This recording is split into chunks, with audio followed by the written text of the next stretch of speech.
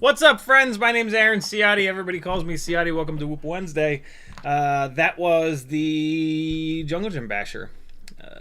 Back to the iGal 802 27,000s. I flew a bunch today. Let's just dive right on in, because I'm not going to say I learned some stuff. I've reminded myself of a bunch of stuff in terms of motors on 75mm rigs flying outside. I probably flew about a dozen batteries outside today. Again, what you were just watching is the Jungle Gym Basher. A little bit different.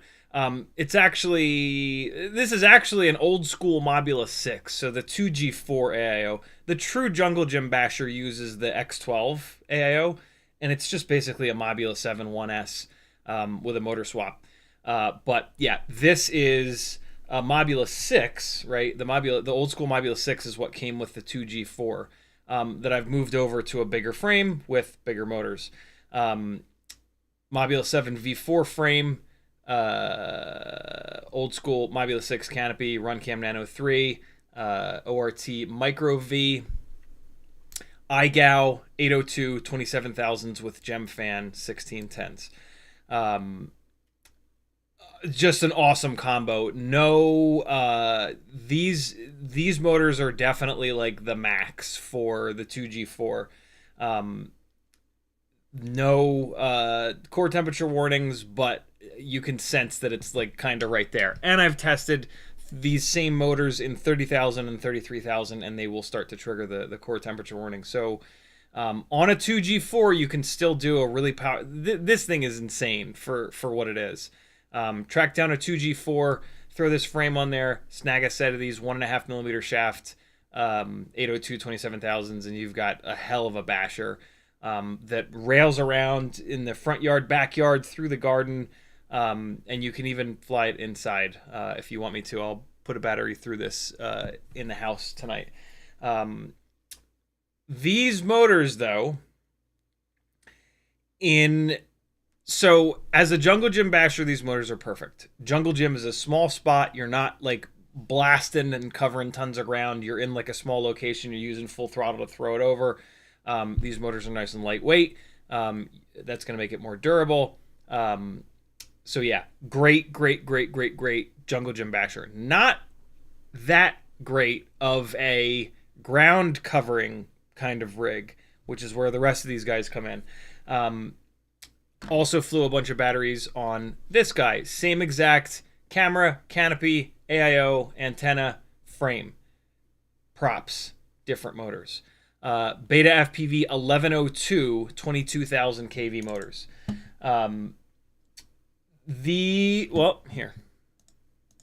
Here's some flight footage from this rig. Let's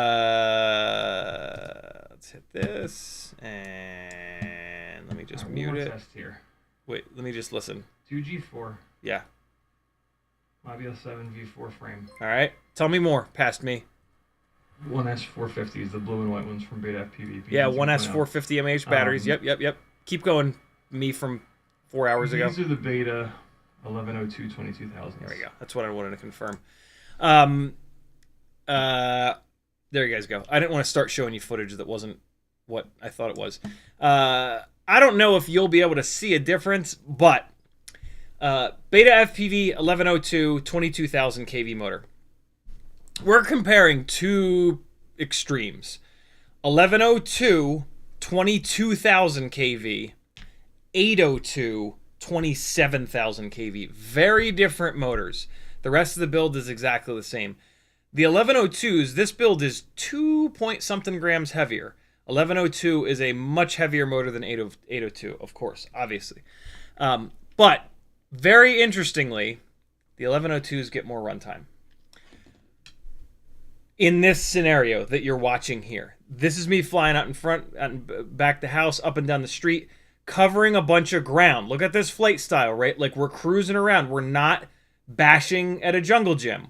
We are ripping back and forth across the house, up and down the street. Sure, we're doing some tight technical stuff in here, but this front of the house, back of the house flying style, location to fly, I should say, it's gonna have, you're gonna be covering a lot of ground, and when you're covering a lot of ground, you are digging into the throttle. You're 50%, 55%, 60% throttle a lot of the time. Look at that. Look down here in the bottom right corner, right? You're gonna see 50s and 60s and even 70s a lot, right? This is not how you would fly at a jungle gym. This is also not how you would fly inside the house, right? And so these two rigs are such a cool example of what these different motors do really well. The 802 27,000 kV rig has more power because it has higher kV motors. And so when you go full throttle on this rig, it feels better. It feels like there's an explosion of power up at the top of the throttle. This build on the 1102 22,000s, when you get to full throttle, like not a whole hell of a lot happens. Like it's there, the power is okay, but these motors could really use more kV. We're not going to get them with more kV. It kind of is what it is. We move on. In this scenario here, where I'm blasting up and down the street, covering a lot of ground, the 1102s, even though this build is over 2 grams heavier, which in every other scenario would kill the runtime, these 1102s are getting more runtime. Look at that. 3 minutes and 10, 312, 313, 314. The reason these are getting more runtime is that they're staying cooler. Because I'm covering all this ground, I'm running 40, 50, 60% throttle the entire battery. That's working the motors really hard. And the 1102 stator is very wide and not very tall, right? And so these motors are able to stay cooler, and magnets work better when they are cooler. I mean, just think of it this way: motors are more efficient when they're cooler. That's a pretty solid thing to kind of just wrap your head around. And so, yeah, this is why there is no best motor. You could make a really good case for these iGal motors being the best motors for a 75mm Cinewhoop. You could also make a really good case for these 1102s. Shit, you could make a case for damn near any motor as the best, right? Because there is no best. There are specific things that work really well in specific situations. And yeah, that concept, which we talk about a lot, but it was really drilled into my head today when I was flying these two guys as well as these two guys, which we're going to talk about in a second. So there you go. If you were going to build a 75mm rig like this for inside use and jungle gym bashing, 802 27,000s, hands down. They're lighter. They have more peak power. Them being lighter, it's going to be a more durable platform. And yeah, it has really, like, The flight characteristics are awesome because of the KV. The fact that it has 27,000 KV, when you get to full throttle, this thing jumps up in the air. This is a much more cruisy kind of setup with these 1102 22,000s. Can you do all kinds of stuff with it? Of course. But when you get to the top of the throttle, it just doesn't have that like explosion that you get from a lot of the bigger rigs, 3-inch rigs, 5-inch rigs, stuff like that, right? But these motors are fantastic, and the runtime is awesome, even when you're charging around the front yard. So if you're the kind of person that goes out and you fly fast and I mean, you don't have to fly low, but if you fly around really fast and you cover a lot of ground and whatnot, these 1102s are going to be much better for you, and you're going to get like almost an entire extra minute of runtime from these 1102s because they're going to stay cooler when you're flying this thing around at 50-60% throttle the whole battery. These guys, if you cruise slower or if you do more like technical kind of flying, right? Jungle gym bashing is a perfect example of that. These motors are going to be great. One of the ways that you can kind of figure this out, if you don't know what kind of flying you do, is to DVR your flight with the throttle value in the OSD and just watch it. Just watch your fly like a normal battery, and then just sit there and stare for the entire battery in your DVR at the throttle. And if you find yourself hovering around 40, 50, 60% throttle for most of the battery, bigger, wider motor. If you see yourself at 20, 30, 40% throttle, which is like what we do inside the house, right, primarily, 802, 27,000. Make sense? Then I flew these two guys. First and foremost, also, boy oh boy, is I usually fly these two guys to test things between the two of them, and then sometimes I'll fly these two guys. I don't know if I've never, but I haven't. I flew all four of these today, and the weight difference of these beta FPV setups is like night and day. Good God. Let's get some weights, actually. Let's talk actual weights between these two. We'll wrap these two guys up, get an actual number on the difference in weight, and then we'll talk about these. And I want to compare the weights between these guys. The 802 rig is 23.5 grams. The 1102 version of it is 26.5 grams. Good God, man. The battery lead is a little bit longer on the 1102 rig. 26.5. Wow, there's a 3 gram difference. That is bananas.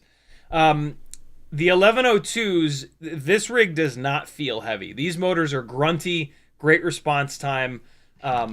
It feels totally fine at this weight. What I really notice in terms of all up weight is when I move to these two with the Beta FPV Meteor canopy, camera, external VTX setup, and then the cross style Beta FPV AIO. These two guys, this one has 1002s on it. It is 26.8 grams. This has 802s on it. It is... Wow, I didn't realize this one's so light. 23.5 grams. No shit. 23.5 grams. 23.5 grams. How the hell? It's the frame. This has a Meteor 75 air frame on it. Oh, and it has lighter weight props. And I guess these motors might be a little... I'll be damned. Okay. These two... Wow, what a great example of placebo. These feel... I thought earlier today that these were heavier.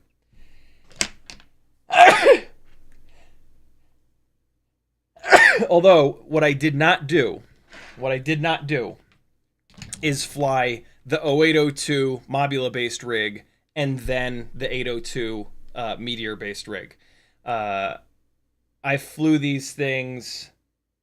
I flew like the 802 Mobula, the 1102 Mobula, and then the 802 Beta FPV and the 1002 Beta FPV rig. I'll be damned. Okay. Placebo is real, my friends. No matter how many batteries you've flown, it's always there. All right, so these two guys. RC and Power 1002 22,000 kV motors, the ones that like everybody says are the God's gift to 75mm quads.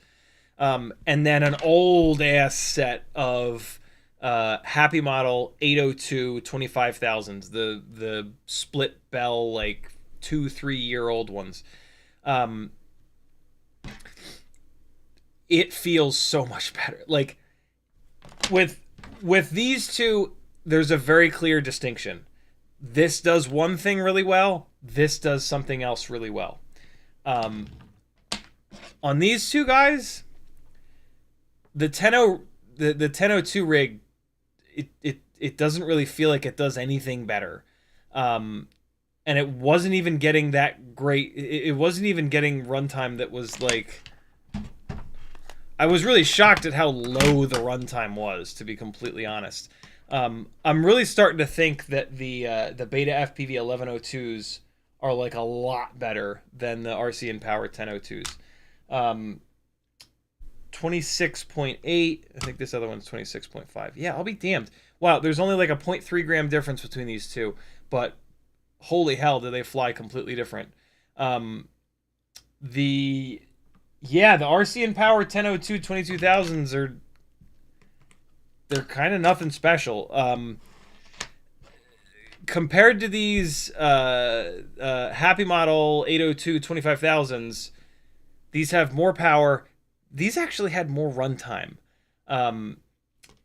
That could be in part due to these propellers. These are the HQ ultralight biblades, which perform unbelievably good. The Gemfan 1610s are great props, but these are insane, mainly because of how light they are. They're also very fragile.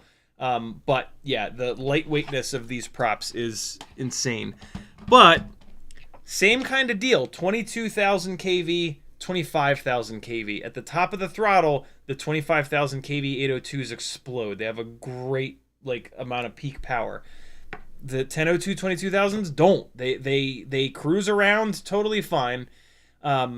But something I definitely noticed is that the tune is not like I have the tune cranked up and these motors are just not getting the job done. They're just not making enough power for the thing not to prop wash in hard, in maneuvers with dirty air. So yeah, really not impressed by the RC and Power 1002s. The next step though is to I'm gonna swap these motors basically so that so again, the 802s are bordering on overheating, and so the 802 motors should go on the lighter build. I thought that was these, but apparently not. Oh, you know what? This also has this terrible antenna. That's also why this is so light. Okay, no, yeah, so that's still what I'm doing. So the 802s off of this, this is still heavier. Even though this Meteor 75 airframe is a gram lighter than the Mobula 7 V4 frame, this build is still heavier because of the camera canopy external VTX situation. This one's only a little bit lighter because of this janky little antenna, which this antenna was horrendously outperformed by the True RC Singularity on this and the Micro V's on this. It was so obvious, so much so that I turned the output power on this rig all the way up to 200 milliwatts just to be able to I was uncomfortable flying it at 100 milliwatts on this ultra lightweight antenna. And so 802s are going to come off this heavier setup and they're going to go onto these more Happy Model-ish Mobula setups. And then yeah, I want to do a little comparison of 802 25,000s on the HQ props, HQ ultralight biblades versus 802 27,000s on the Gemfan 1610. So that's kind of next.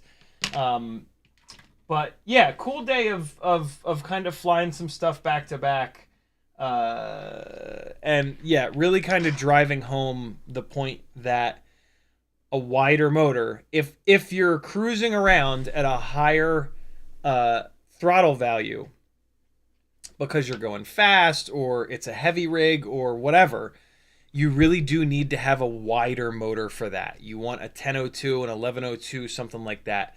If you're flying slower and using big bursts of throttle, a smaller, narrower motor is going to work totally fine for that. And so, yeah, I just wanted to kind of talk about that. I have the flight footage from all the stuff. If we have time, I'll play some of these back to back. But, yeah. So there's that. Dexter was first in the chat. Cole Powers was next. LOL the Kiddison. Soap Legend, Andrew Taylor, Bob Bruce, Doubles FPV, King Dingaling, Curtis Hayes, Sebi D, FPV Luke, Freelojo, McBucus, Walter Van Den Ord, Kevin J, Frosty Timmons, Levi Tated, Levi's Tater Tots, Curtis Hayes, Jonathan Allen, Teleport FPV, Andrew Taylor, Brad Mondin, Fufu Panda. I read that in my head. I said that differently.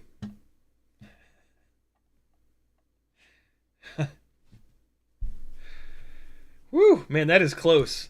That is close to being Fupa Panda. Anonymous, Douglas 6. Timmons, LOL. Anonymous user. That's a good name. Anonymous user. Shane and Mindy. 661. Rat RH. CMYK is in the house. Christopher Robin. Just Mo. Death Pilot. Levi's Tater Tots.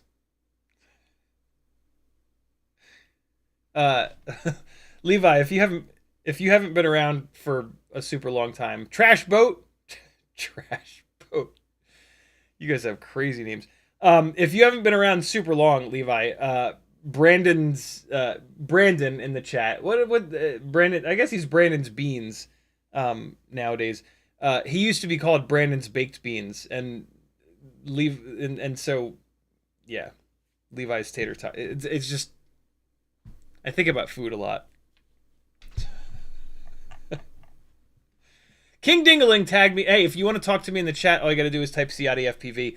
It's like when you walk up to a person and you say their name and then you start talking to them. Do that with each other. When you type someone's name into the chat and you spell it correctly, it lights up an orange for that person. Also, this is my full-time job. If you like these live streams and you'd like to see them continue, I rely on you. You pay my bills. You keep the lights on in here. You keep the internet going. You keep the food in the children's mouths. Jump on over to CiottiFPV.com. Ah!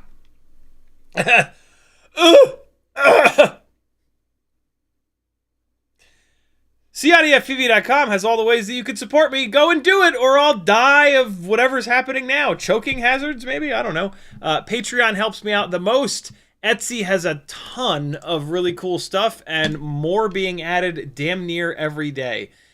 So get familiar with my Etsy store, because there's all kinds of stuff on here.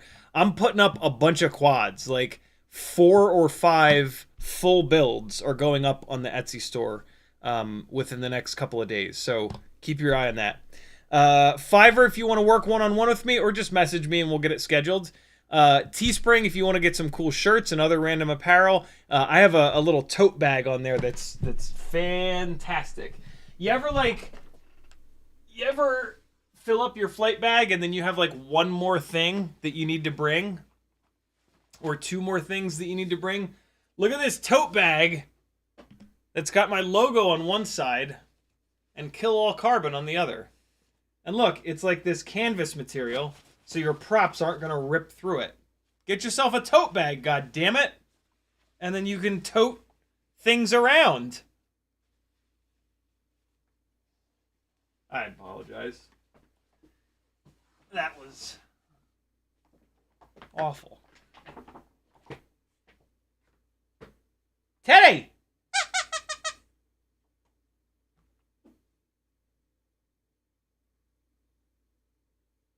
Oh, he must be dead. That's his favorite toy. If he doesn't come when I squeak that, he must have deceased. Rest in peace, Teddy. We've got a PayPal button here. If you want to do a super chat, but you don't want YouTube to steal 30% of it, you can use this. If you do this, make sure in the chat you tag me and say, yo, Ciotti, check your PayPal, brother, because you deserve a shout out for supporting the insanity. And then look at all these affiliate links, god damn it. Change all of your bookmarks to someone's affiliate links. There's no reason to not use them. It's free money. People on YouTube that you watch for free can use that money to be better YouTubers, myself included. Amazon, Get FPV, Pyro Drone, Race Day Quads, Newbie Drone, We Bleed, Beta FPV, FPV Cycle, Oh My God, Brain 3D, HD0, Flywoo, Emacs, Banggood, Camera Butter, AliExpress. If you're ever ordering on any one of those websites, they have affiliate programs. Try to use someone's affiliate link. If it's not mine, use somebody else's. Pyrodrone is not necessarily like a normal affiliate link, but if you click through on that Pyrodrone link and then you set up an account over there, there's an affiliate thing from you setting up an account. So if you don't have an account over on Pyrodrone's website, you might as well click on this and then go do it, and good things will happen. I promise. Your life will get immeasurably better. Maybe not. King Dingling in the chat says 1S SavageBee has 11,400 kV, 1202.5s. Is that too high for 2S? It depends on the props that you're going to run. I wanted to run my 300 mAh BT 3.0s on there, but this is my first 3-inch toothpick. Do this. Motor limit it down to like 60% and then run one of those batteries and see how it is. That's like a super safe way of answering that question. It really depends. Everybody wants a different amount of power, so you might want more or less power than me. I don't know what props you're going to run. I don't know what the all-up weight is going to be on that thing either. So yeah, there's a lot of variables, but super, super, super easy way to figure that out is just to motor limit the hell out of it, and then put it up in the air on that battery, and see what it's like. As long as you're motor limited. I mean, also double check that the AIO can take 2S. You probably already have. But yeah, obviously check that. But once you've realized that hopefully the AIO will take 2S, yeah, just motor limit it way the hell down, put it up in the air, see how it is. You can then go into the OSD in your goggles and crank the power up. Motor limiting is in there. On the last live stream, I moved motor limiting up and down. I think it's in MISC PP. So yeah, get your miscellaneous PP on. FPV Luke says, this one's a bit late for me in the UK. Have a great stream. Hopefully FPV Luke will watch this tomorrow and smile. Dexter says, in one of your old streams, you said that you like the Axis 1404 and it's actually smoother than the F1404 since it's not that notchy. But you always prefer the F1404 for Cinewhoops. Why? First of all, the F1404 is the T-motor 1404. And I would not recommend that small of a motor for a Cinewhoop. A Cinewhoop, to me, my definition of Cinewhoop is this. 3-inch props carries a GoPro. This is a Cinewhoop. I'm just going to say, that's not my definition of it. That is the definition. This is a Cinewhoop. Cinewhoops are designed to carry HD cameras. I think what you're talking about are I know what you're talking about, are the box frame rigs. Those aren't Cinewhoops. Those are, I don't really know if they have a name. But yeah, those are I guess those are just like kind of 3-inch micro brushless rigs in a box frame. So yeah, let's just make sure that we get our terminology dialed in so that we're not confusing everyone. I hope that I didn't say that the Axis 1404 is smoother in the air, because that's a dumb thing to say, and you really kind of can't tell if things are smooth in the air, but you never know. It's always tempting when you're reviewing any product ever to describe it as smooth. Hopefully when I was referring to smoother, I was referring to when you spin the motor in your fingers and you can or can't feel the cogginess of the motor. Back in ye olden days, the cogginess of the motor was really important, and it's still important, but it used to be like incredibly important before our filtering got a lot better with RPM filtering and with the different dynamic filters and stuff like that. But a motor that has less cogginess, less notchiness, will always have the potential to provide footage with less jello. And so, yeah. I mean, shit, I can test it. I'll tell you right now. This has the T-motors. And then there should be something somewhere with the axis motors. It's going to be a rip squeak, and it's going to be... Nope. Well, I'll be damned. Did I take those axis motors off? That has T-motors. Well, hell. I guess I got rid of them. Yeah, shit, I didn't even realize that. I must have gotten rid of those axis motors. One of the reasons I got rid of those axis motors is you can't find them anywhere. I think last time I checked, Newbie Drone was the only place that you could get them from, and that's just annoying. It's just super annoying to have a motor, like, have only one shop that has it when they go out of stock, and as soon as they go out of stock, you're going to break one, you're screwed. So, yeah, there's that. The T-Motor 1404s, they got a little bit of notchiness to them. They do. But I've flown hundreds, if not thousands, of batteries through these in scenarios where if there was any jello, it would be a really big problem. I use these motors on my live broadcast rigs, and it's never been an issue. So the amount of notchiness that these T-Motor 1404s have is not a problem.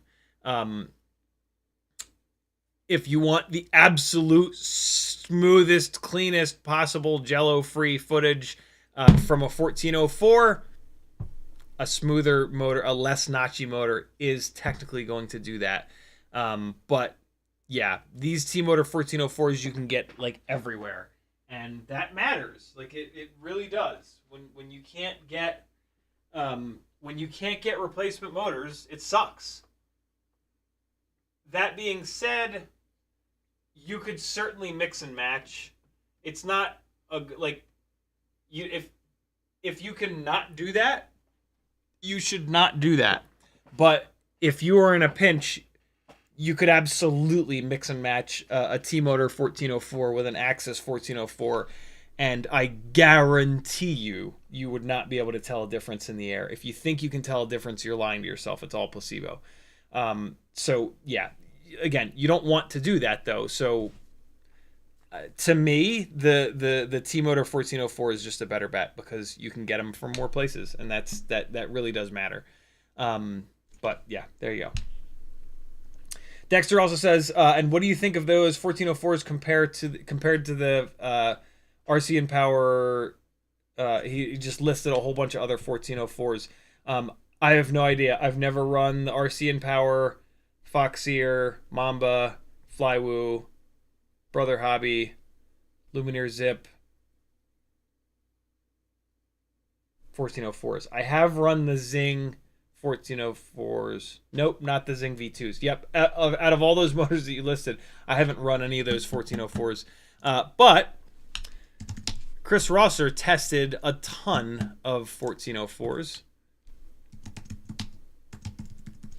So you're in luck. I mean, I'll spoil the surprise and tell you that the T-Motors came out on top. But there it is. In the chat, there's a link to Chris's video. There you go. Easy button is to get the T-Motor 1404s. They outperformed all the rest. And yeah, I've got loads of batteries through them, and they perform incredibly well. So there you go. Good questions, brother.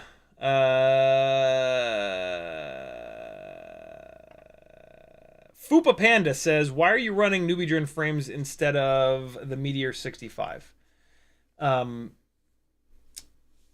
Meteor 65. When you say Meteor 65, so we're talking about frames.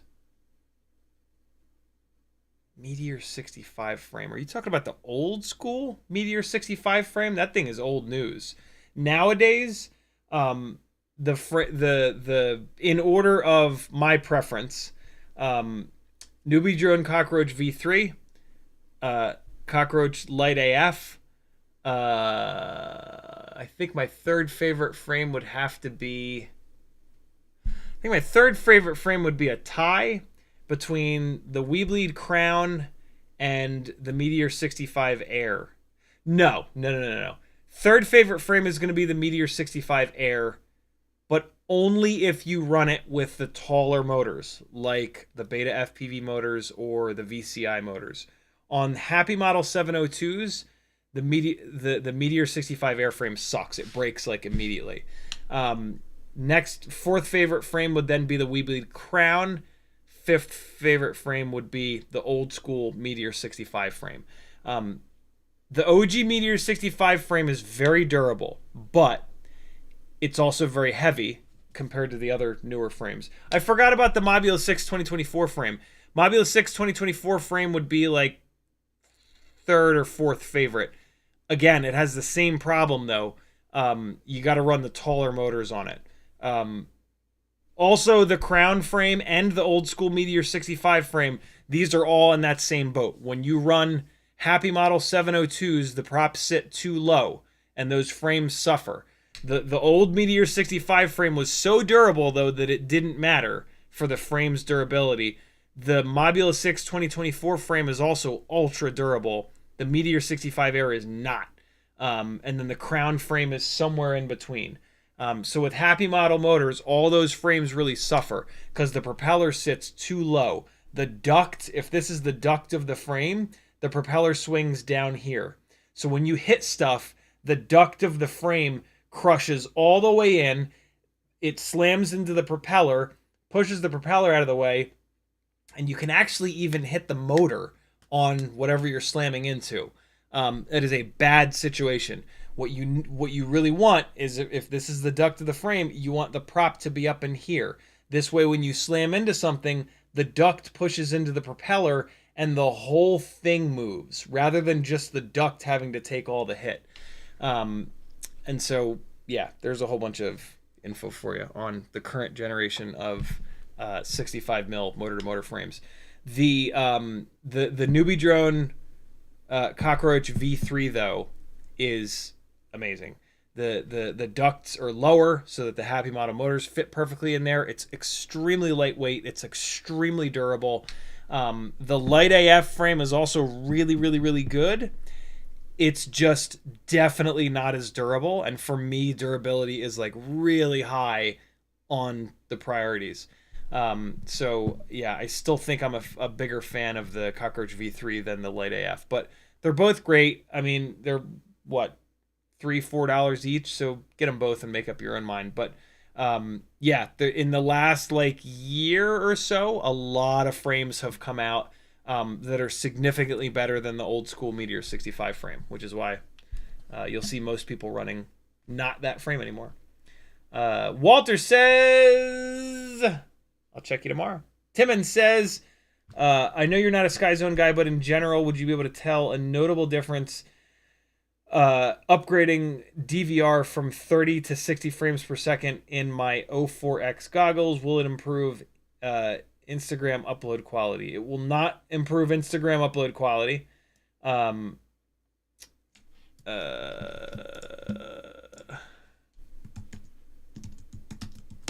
But 60 frames is pretty cool. It is pretty cool being in the edit, being able to go 50% speed and not drop frames.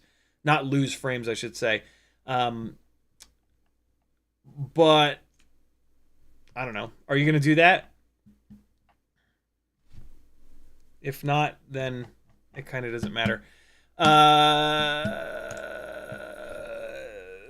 The 60 FPS DVR might be better quality, though.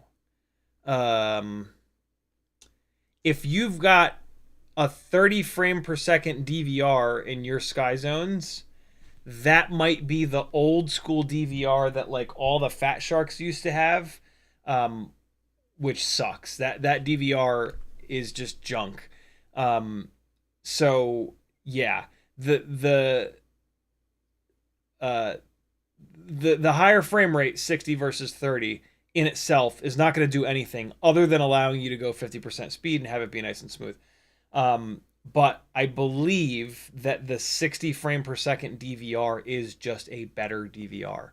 And I say that because all of the goggles and the Immersion RC Power Play that have the good DVR that looks better, they're all 60 frame per second DVR. So I bet you there are two DVRs that exist, the old shitty one that's 30 and this newer one that's 60. So yeah, I'll bet you would get better quality, but it would have nothing to do with 30 versus 60. It would have to do with old versus new. Hopefully that makes sense. CMYK says, yo. Just Mo says, what's up? Dexter says, do you use lightweight aluminum/titanium screws? Are they good enough? And what do you think about high voltage batteries? On Cinewhoops, it's really hard to find aluminum or titanium screws. So I just use whatever comes with the motors, which are probably stainless steel. Probably not stainless steel. They're probably just regular steel, mild steel or whatever. On bigger stuff, you can find M3 screws that are titanium and aluminum. Aluminum is awful. You can only really use aluminum screws in locations that are going to receive like no shock load whatsoever. So like you might be able to get away with running them on your stack as your stack screws to save a little bit of weight, but I wouldn't do that because if those stack screws break, that can get expensive in a hurry. So yeah, I would do titanium in that scenario. I've used titanium screws quite a lot. And the long and short of it is that you don't want to use them on the really high shock load areas. So like motor screws, don't use them there. Your front and rear screws on your frame, don't use them there. You can definitely use them in the middle, and then you can definitely use them to hold the stack for your stack screws. Where else are there screws?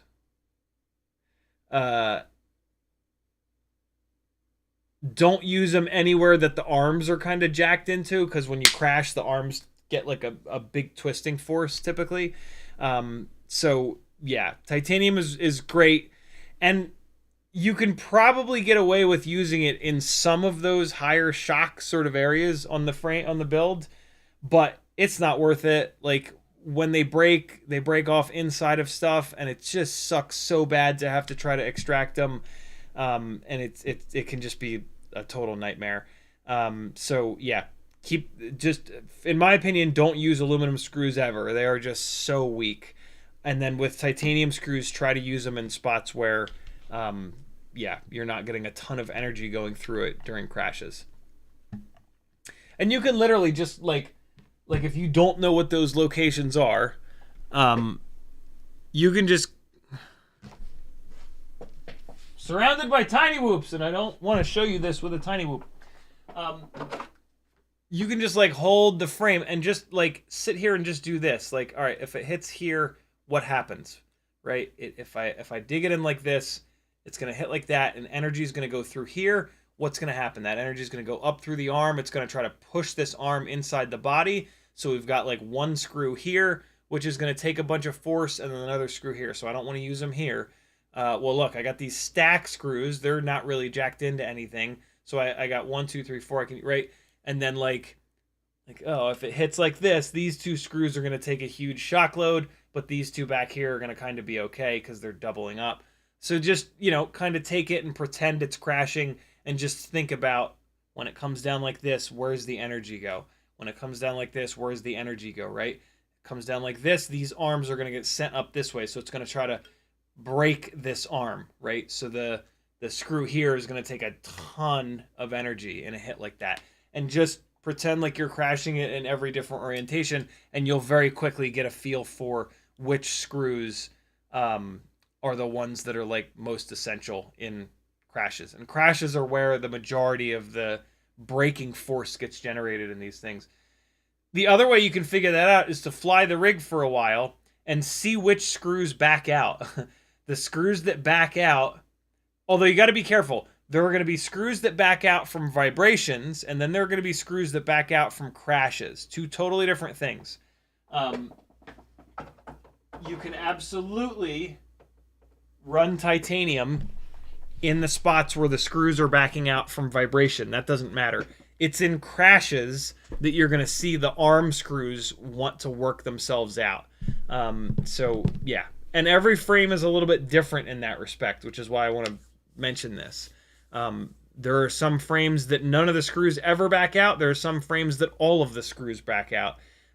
There are some frames that in crashes practically nothing happens. There are frames in crashes that like it feels like a bunch of the screws jump threads. So yeah, it is a little bit specific. Got it. It's a little fluffy thing. Fupa Panda says, Hypetrain Dime 1002 24,000 kV motors do have motor plugs. Since when? Someone said that exact same thing about 2 months ago, and then a half an hour later they posted, sorry, just kidding, they don't have motor plugs. So unless that's changed in the last 2 months, yeah, that is not the case. How do you know that? How do you know that they have motor plugs? What do you... I have ordered them, and I can tell you that 6 to 8 months ago, they did not... Yeah, the ones that showed up at my door did not have motor plugs, and then I sold them. Cheatonian says, Beta FPV's site says the 5-in-1 supports up to Meteor 75 Pro frame and 1102 motors, i.e. Meteor 75 Pro. Any reason not to try this? Yes, the reason not to try it would be that it's a 5 amp AIO, but it's still probably fine. Speaking of, Beta FPV actually messaged me last night and said, hey, do you want to try an Air 75? I said, hell yeah. So yeah, they're going to be sending me an Air 75 to give it a shot. FPV 5-in-1. I'm pretty sure it's 5 amp FETs, but I just want to double check. Oh my god, why did I click an AliExpress link? It's gotta be 5 amp FETs.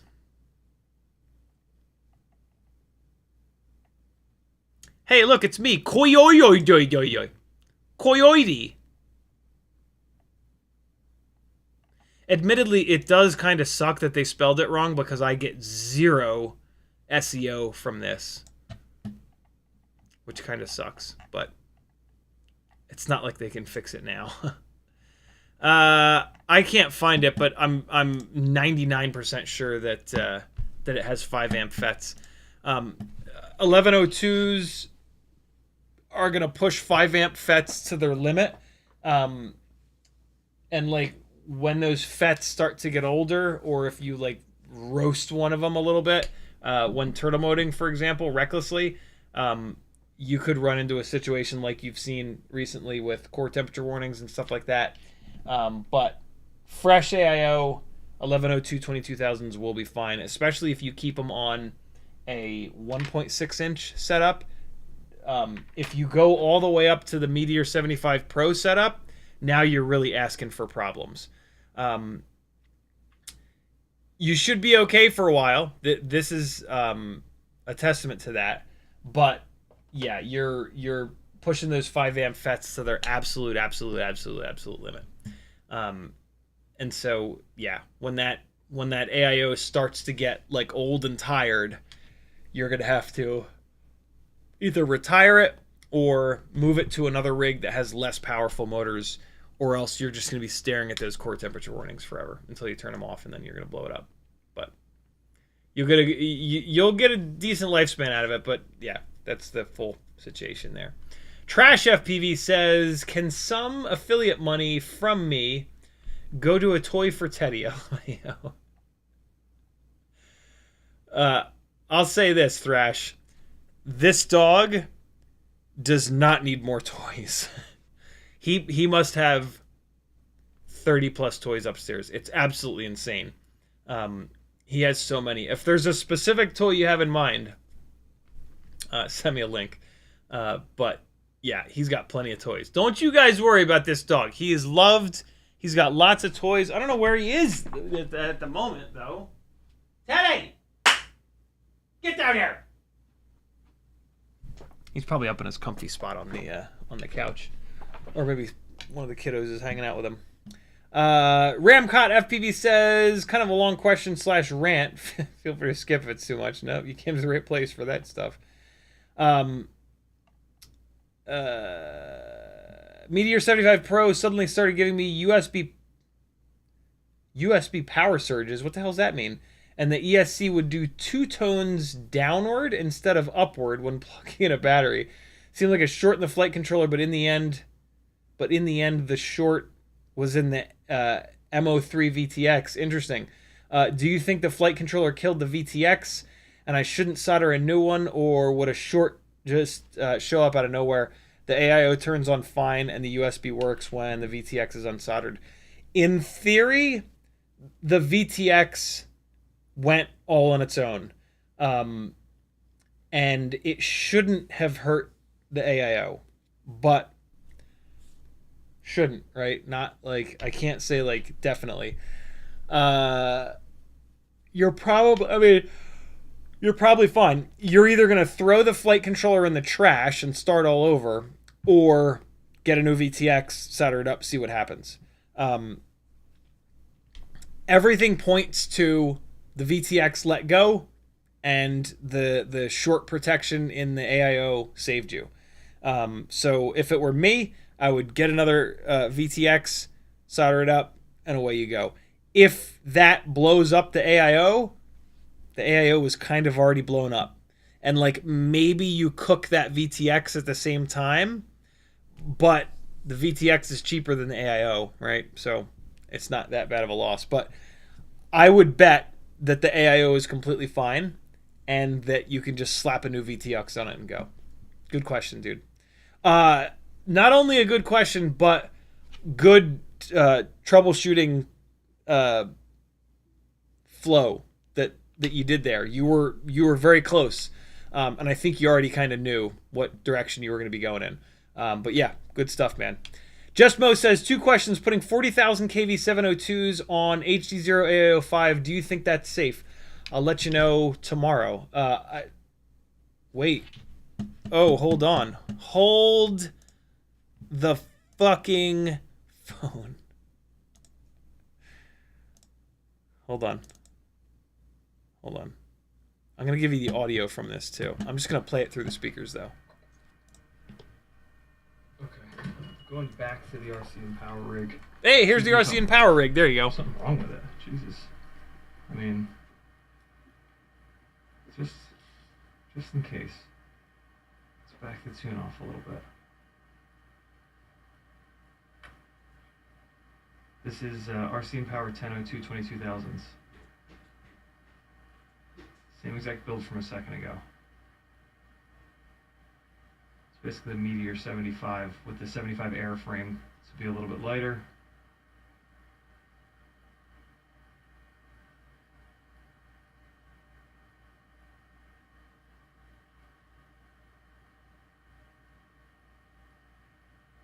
This one actually has a true RC Singularity antenna on it. And it's a little bit lighter than the one I was just flying. Weirdly.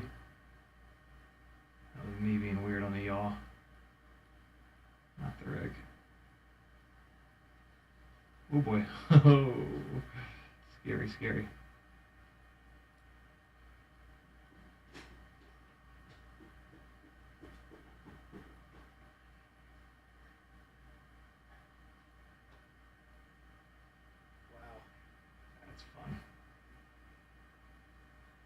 I'll tell you what!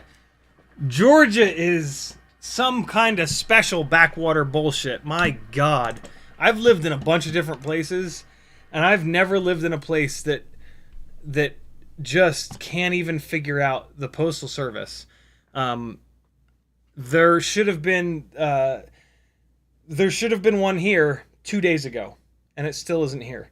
That Kevin Sumner extremely generously ordered for me when they were in stock because he knew I was sleeping.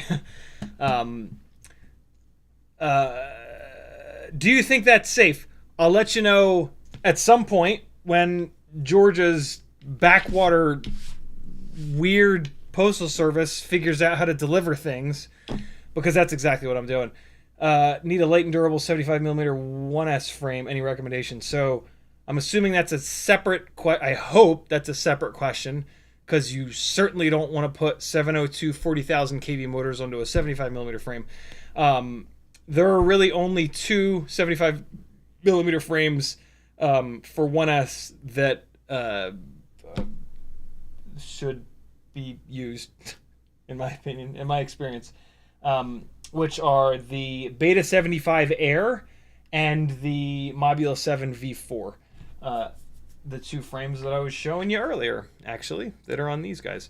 The Beta 75 Air frame is 1 gram lighter, but you have to use AIOs that are cut down. You can't use a full-size square AIO in the Meteor 75 Air frame. It will not fit. If you have a regular square AIO, like the 2G4 or the X12, you're going to be running the Mobula 7 V4 frame. Both of these frames are awesome. This one's 1 gram heavier. They're both very durable. Great frames. I learned today that the Meteor 75 1S frame, of which I've broken 2, both on the very first battery that I flew on them, that frame is the spec frame for Underground Whoop League, which I find to be insane. But what that really means is that I must have crashed it really strange in both of those scenarios to break that frame so quickly, because Underground Whoop League pilots are flying like kind of fat rigs and racers crash. So yeah, interesting stuff. There's really nothing about that frame that's all that interesting, though, to be honest. It's not any lighter than these two frames. I think it's actually heavier than them. And yeah, I mean, it's not that durable. So yeah, my recommendation stands. Beta 75 airframe, Mobula 7 V4. Those are the best that I've found. Thrash FPV says, for what reason would you turn off air mode? I feel like you would want it on all the time. If you would like to blame your quad for you not being able to control your rig when you're flying it close to walls. When you fly close to a wall, the aerodynamic situation goes to absolute hell, and air mode can pull you up into the wall like this. Don't fly so close to the goddamn walls. Problem solved. Air mode on all the time is the way to go. Every once in a blue moon, there'll be a situation where the quad gets sucked up against something, and it's like, oh, I should put air mode on a switch. But then you fly 100 more batteries, and that situation does not happen again. So yeah, I mean, if you have an extra switch, there's no harm in putting it on that switch. You're certainly not gonna remember to flip that switch when you're in that scenario.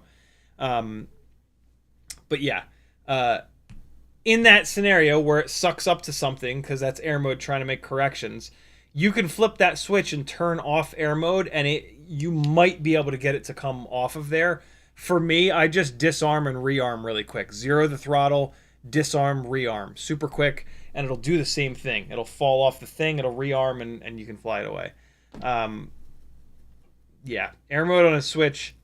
The other problem with air mode on a switch is that you'll accidentally hit that switch, and then your rig will fly bad, but not so bad that like you immediately realize what has happened. So you'll fly like 2 or 3 batteries, like, man, this thing is garbage. What the hell's going on? Or you'll fly a whole day, and then eventually you'll realize, Christ, the air mode switch was turned off. And then you'll flip air mode back on. You'll be good for another month, and then it'll get switched in your bag again. And you'll fly a couple of batteries and be like, what the hell's going on? I remember a month ago, 2 months ago, it was acting like this. I don't remember what the deal was. You'll fly, fly, fly, fly, fly, fly, fly, fly, fly. Eventually, you'll realize it. Flip the switch again. It sucks. I've been there. It's just super annoying to have air mode on a switch, and the amount of situations that you will actually use it is like so limited.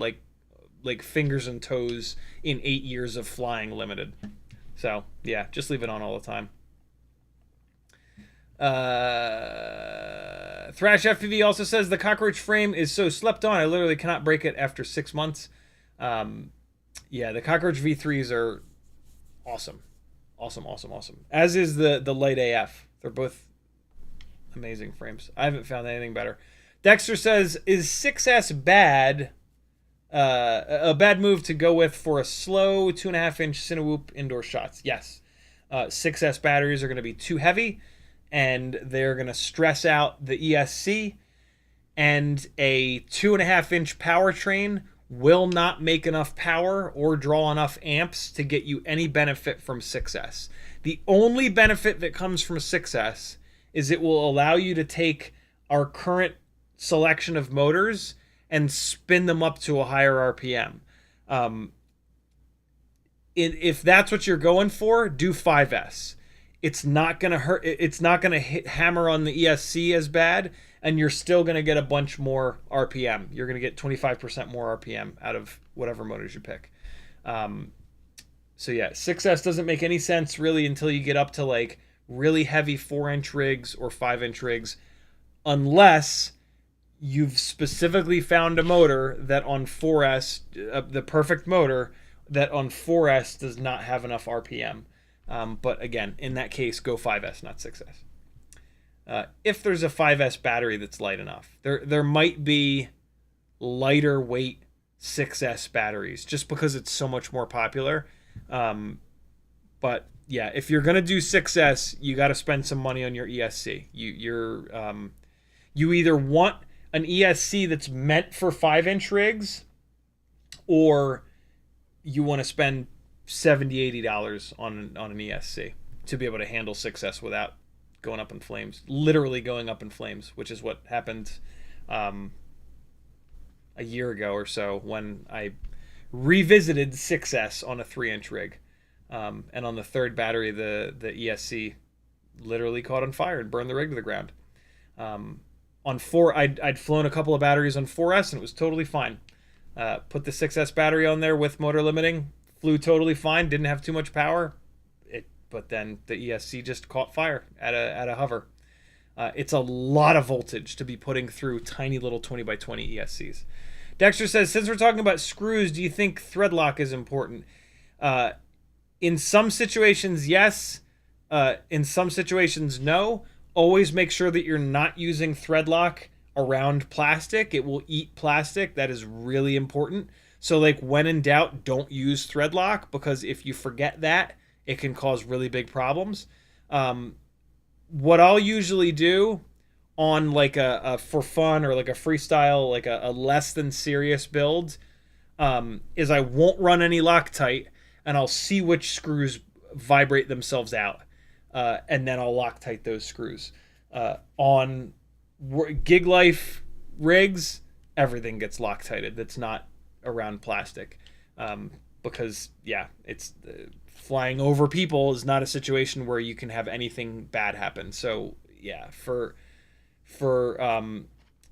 essential rigs, Loctite everything that's not right up against plastic. But for freestyle, for fun stuff, whatever.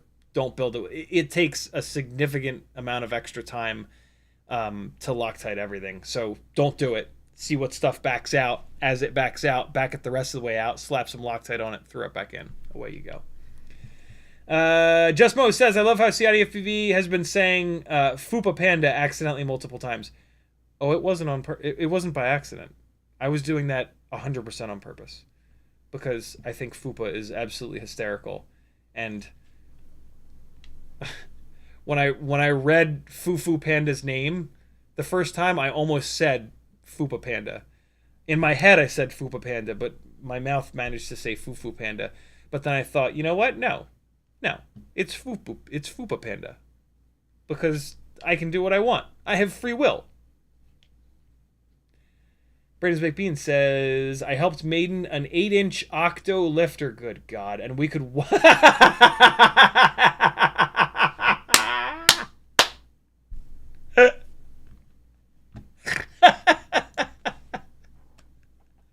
That's great.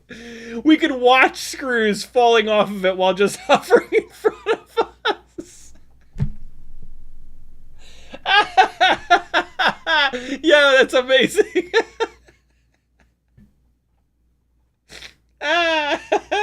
He says that was a QAV Pro. Thread lock for the win.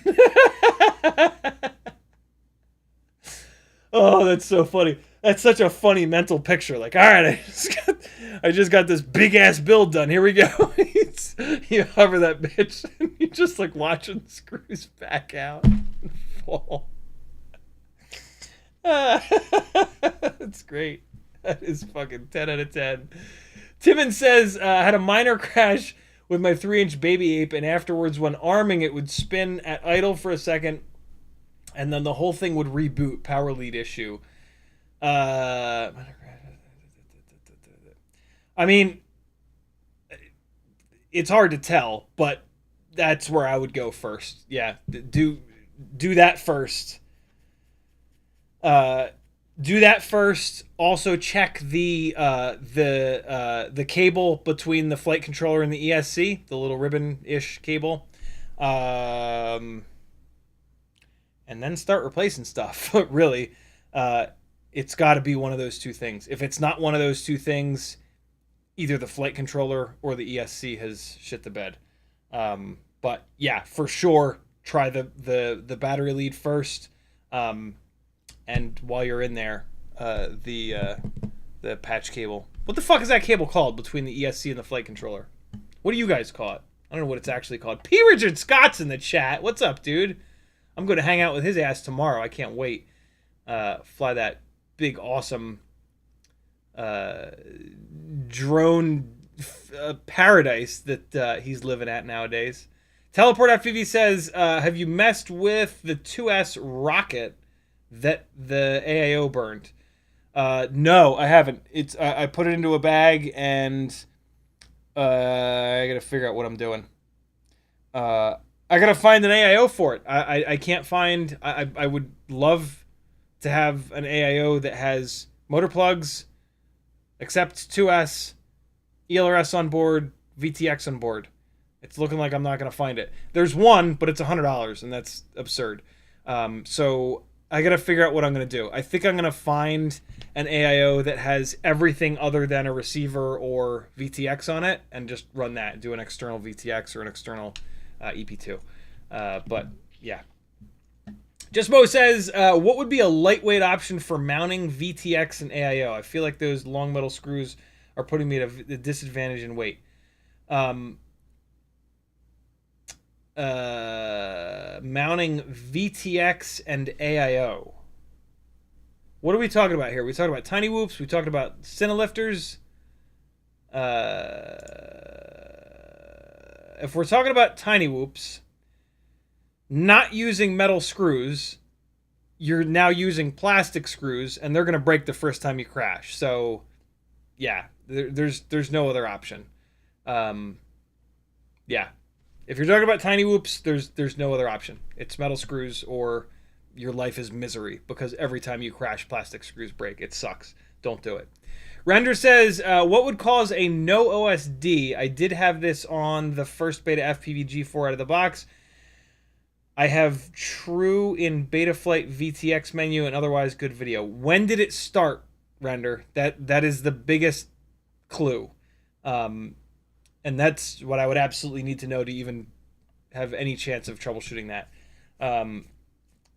But no OSD can either mean that if it's a digital build, if it's a digital VTX, you've either got it set up wrong in the ports tab, right? You don't have the DisplayPort MSP thing set up properly. Or if it's an analog build, it could mean that the OSD chip has failed if you bashed it into a tree or something like that. Or it could mean that you have it on NTSC when it's actually a PAL camera, or vice versa. those are the three main things. Hopefully it's one of those. Otherwise, tell me more. I need to know a lot more to troubleshoot. Ramcott says, thanks a lot for the response. You're certainly welcome. I'll try a new VTX at some point and report back. USB power surges happen when you plug in a shorted USB device. Windows gives you a notification. No shit. I did not know that. I've been a Mac guy forever. Cheatonian says, continuing from before, are the FETs on the Beta FPV Cross 5-amp AIO that comes in the Meteor 75 Pro bind and fly different than the ones on the Air AIO? I don't know, but I mean, 5 amps is 5 amps. Is the bind and fly running on Edge by default? Yes, it is, for sure. It gets away with it because it's analog and it's fairly lightweight. But yeah, the 5 amp FETs on 1102 22,000s, that is on the edge. You might start running into... it also kind of gets away with it because 22,000 kV is nice and low. If those 1102s were 24,000 kV, it would be throwing core temperature warnings like from the first time you arm it. Cheatonian says also, where's the treats for Teddy donation button? There's not actually a gear fund, so might as well. That's as good an idea as any. How's that look over there? Yeah, that works. How many treats does this little bastard need? $100 worth? There we go. Treats for Teddy Fund. So help me God, if this fills up quicker and or more than the healthcare fund, I'm not surprised. Just Mo says, Beta FPV Meteor 75, Newbie Drone, Cockroach 75, Happy Model Mobio 7, V2, V3, V4 Fract... Oh, God. I know you don't race, but what would be your combo? What?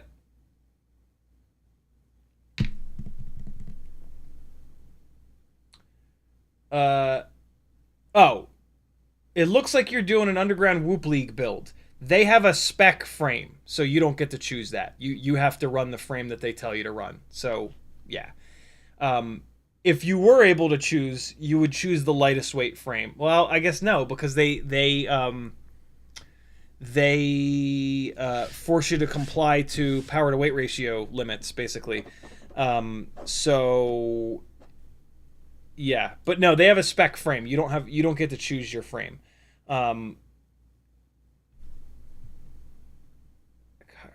But yeah, out of those frames, the only ones that I've had any luck with are the Mobula V4 and the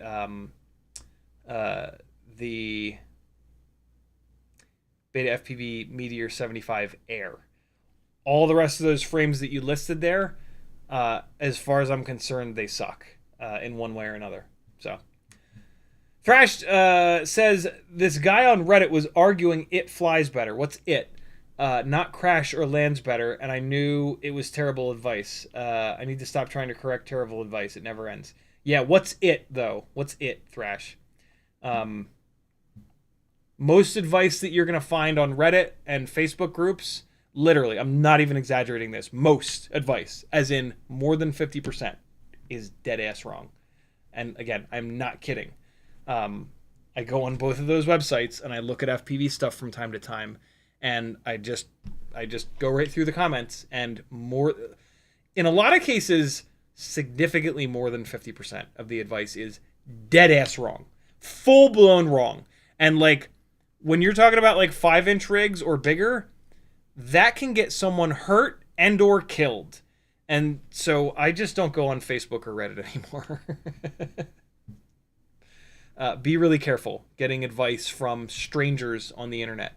Most of them have absolutely no idea. Most of them know much less than you. If you're hanging out here and paying any attention for more than like a couple of weeks, you immediately know more than the majority of the people on Facebook groups and Reddit. I'm not kidding. The amount of misinformation is staggering, and like it causes so many people to waste so much money. It absolutely infuriates me.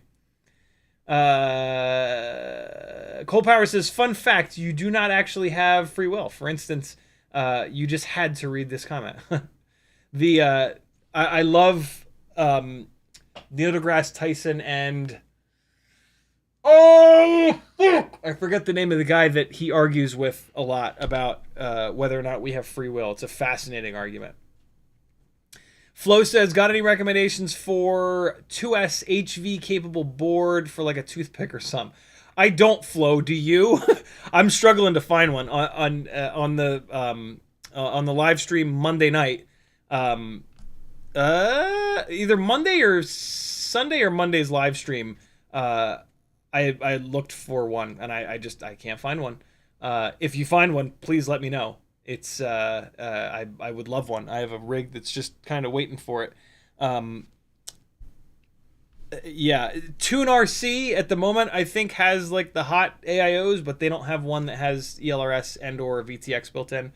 But yeah, Tune RC is I think they're like the top right now for AIOs.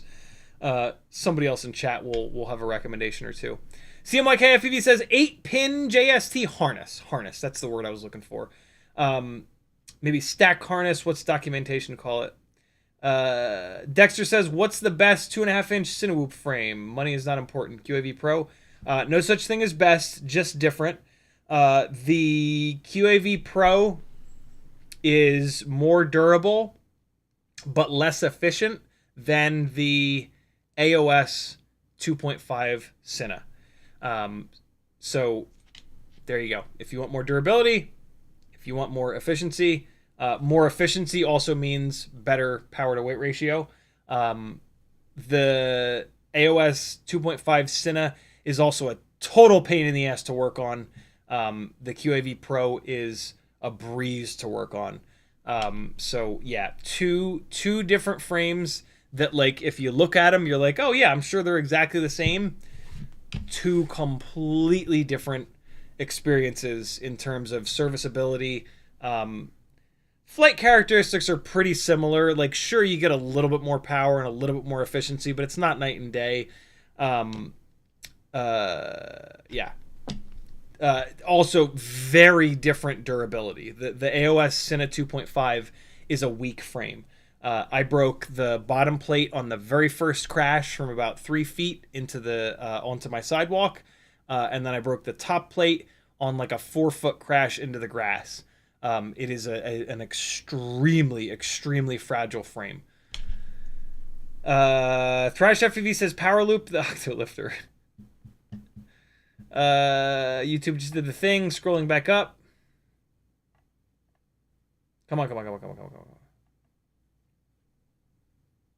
Oh, Outset FPV says, hey guys, just for the record, there's not a single spec frame for underground. You said UDL. I'm going to assume that you meant to type UGL as of now. You should let 533 know that. Earlier today, 533 did a live stream, and all four of the guys there said that the Meteor 75 was a spec frame for Underground Whoop League. Remember a minute ago when I was telling you about bad information on the internet? Those guys know what they're talking about, and even it sounds like even they got it wrong. Maybe Outset FPV is wrong. I don't know. I have very little interest in Underground Whoop League, so you guys figure it out. I don't know.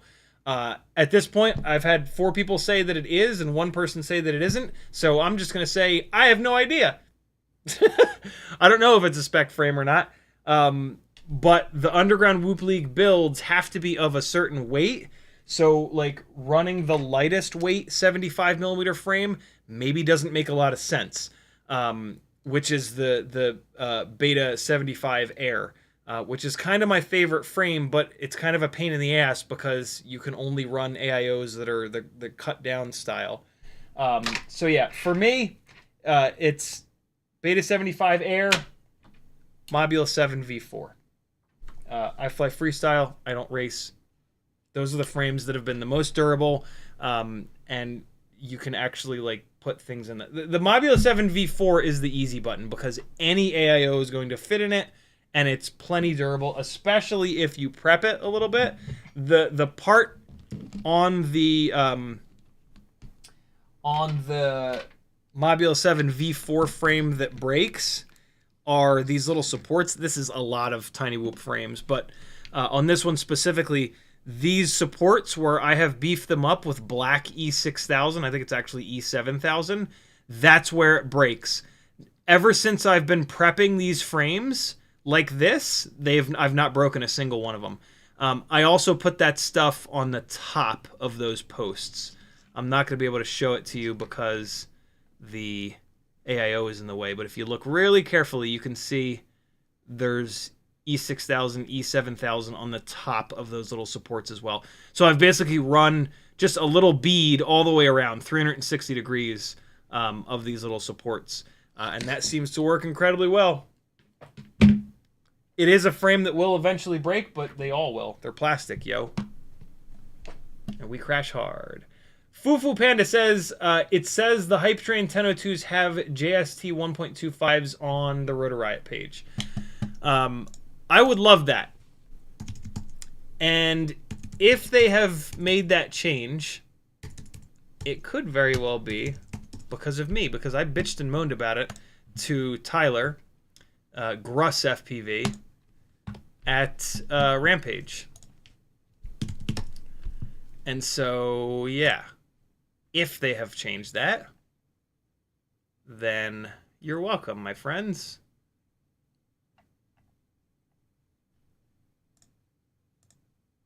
They've conveniently cropped the pictures so that it doesn't show the ends of the goddamn wires. These motors are also a little bit heavy, I believe. 1002s are kind of heavy motors, but I think this is a slightly heavier 1002 motor. Wire dimensions. JST 1.25 40 millimeters.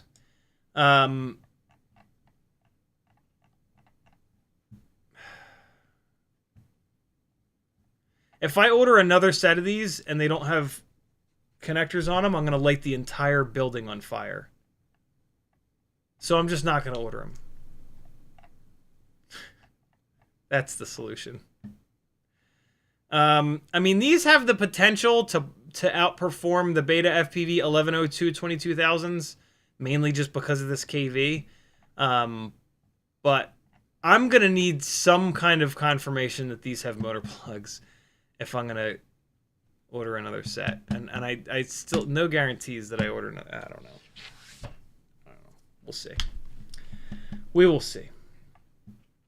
I don't trust it. Enyoki FPV says Chuck Nice. I don't think that's his name, but I could be wrong. That doesn't sound familiar, though. Dexter says Reddit is now a marketing hotbed filled with fake comments. Used to be my favorite website. Yeah. I haven't actually noticed that. I haven't been on there in many, many years. That's a shame. I used to love Reddit. Outside FPV says, sorry, apparently I can't shift enter. Underground Whoop League frames. Beta FPV Meteor 75. All right, sorry, we already talked through that one. Ah! Hold on. Wait, no. Hold on. Outset, you were talking about can't shift enter.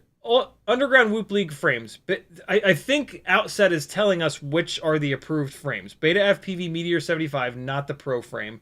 Newbie Drone Cockroach 75. Happy Model Mobula 7 V234. The V3 is only really for 2S, so you wouldn't run that one.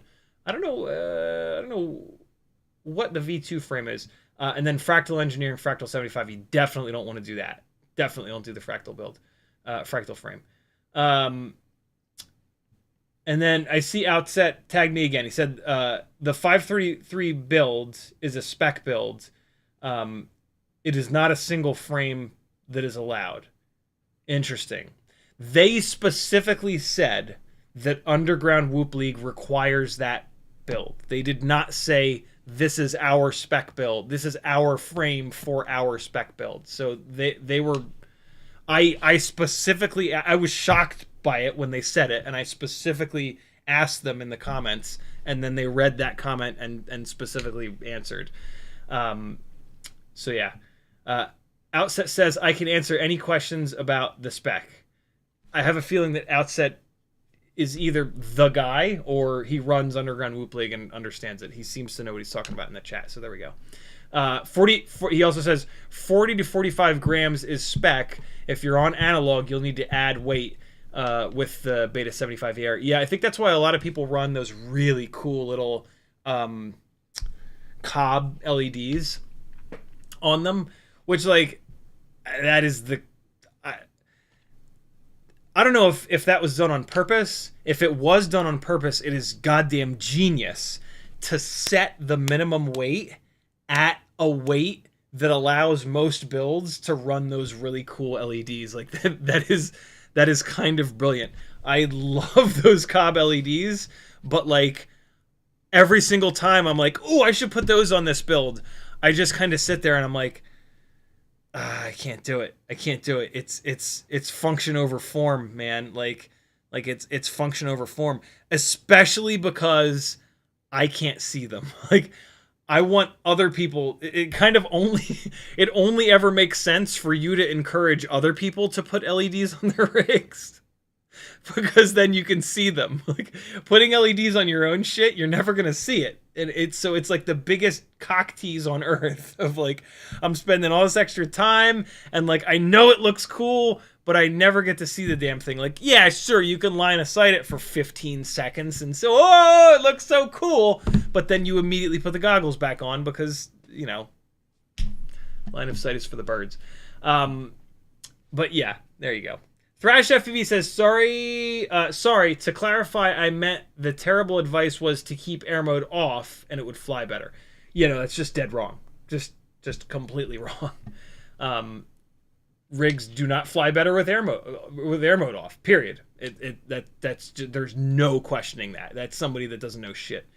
What it probably is, though, that is probably someone, this is a very common misconception, that is almost certainly someone that read some other jackass say that, and then they tried it, and the placebo was, as it always is, strong as hell, and they went, oh my god, yeah, it's a mix of, at that point, it's a mix of placebo and confirmation bias. So I almost guarantee you that person read some other idiot saying that, and then they flew their rig with it off.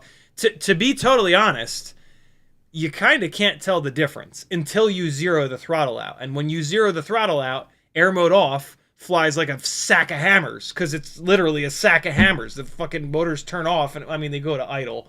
And they might as well be turning off, and the damn thing flops around in the air. So, like, there is no world where air mode off flies better than air mode on. It's just, yeah, that's just not it. Because air mode is only active when you zero the throttle out.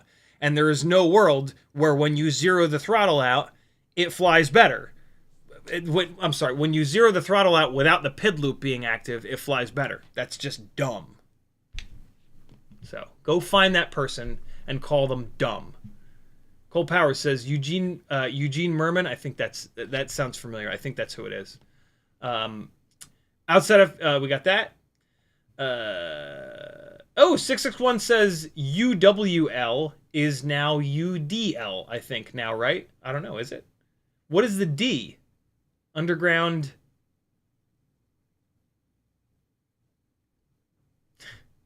It's not that.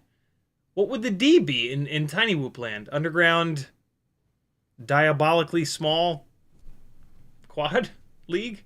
Martin Tanley says, I have some 2G4s brand new, and since the news of the HG0 AIO, looking to sell these. Any interest? I have 2 sealed.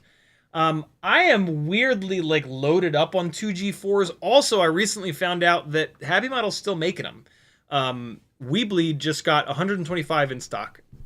And so I have, like, 4 extras. So I'm good, but there's probably someone listening to this right now that is in the market for a 2G4, and maybe we'll message Martin Tanley. Martin's in chat. Tag him, and then figure out how to get in touch with each other. Yeah, 2G4s are great. I just got all crazy when I thought that they were going to go away forever, and I bought a whole bunch of them. CMYK says at 7.0, I'd say a 6. At 7.0, I don't see it in chat. It's not 7.0, it's 7 euro. I don't see what 7 euro is asking. I don't see any comments from 7 euro. What's happening? Is this real life?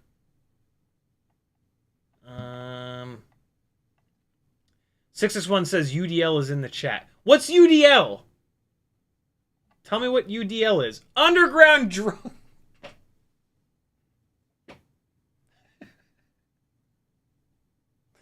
D is for drone, you idiot. Underground Drone League. Awesome. And Underground Drone League is in the chat. Welcome, yo. Tell me, was it intentional? Did you intentionally set the minimum weight so that people could put LEDs all over them? Just say yes and make me happy. Even if you didn't, just say yes. I'm going to make you a moderator because I want your name to show up in blue. I don't want you to moderate, though. Cool? Yep.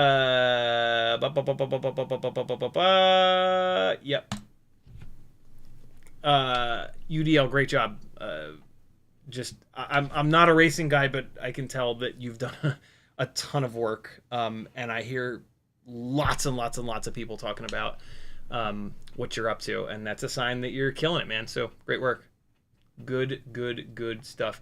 CMYK with some up arrows. Here we go. Underground Drone League says pretty much any 75mm, 40mm prop frame is legal. See, that's what I thought. That's why I was so shocked on 533's live stream earlier. Okay.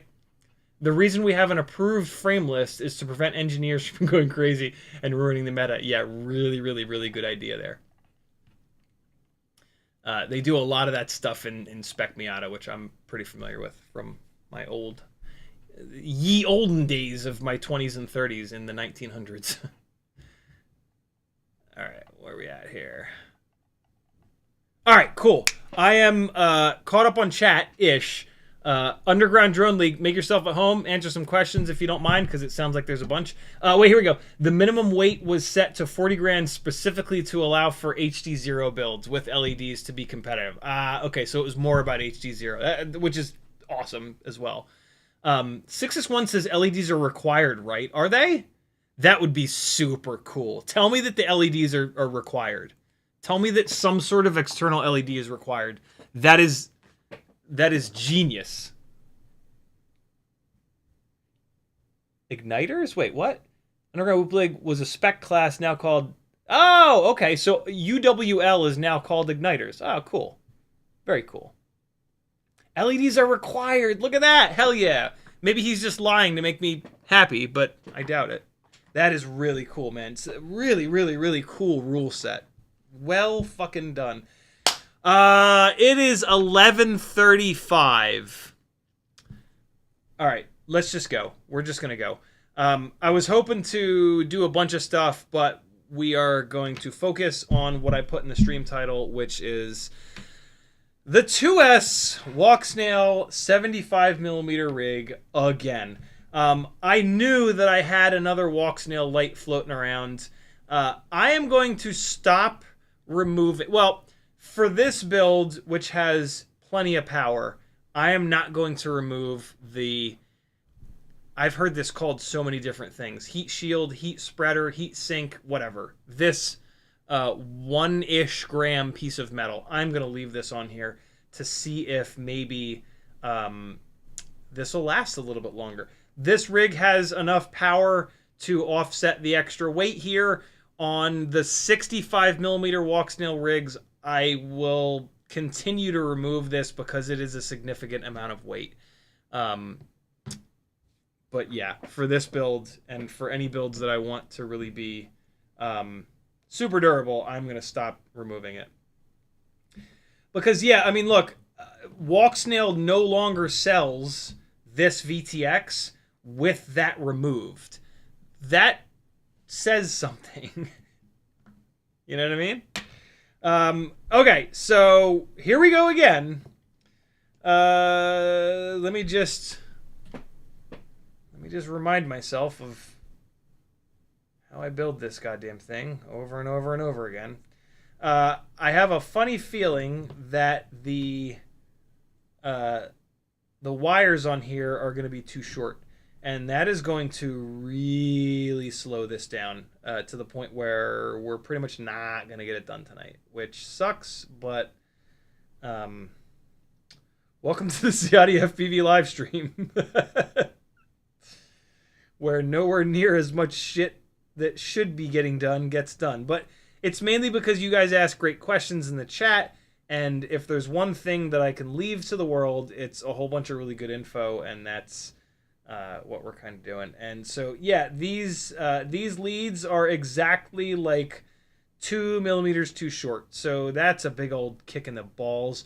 I could technically try to rotate this VTX. I have already looked at doing that, and there is like one really good orientation of this VTX, and that's like this. As soon as you change that orientation, either the UFL port for the antenna is in an annoying spot, or the thicker parts on the bottom of the board are in a bad spot for this AIO, and I end up having to like space these out even more, which sucks. So yeah, realistically, this needs to sit like this.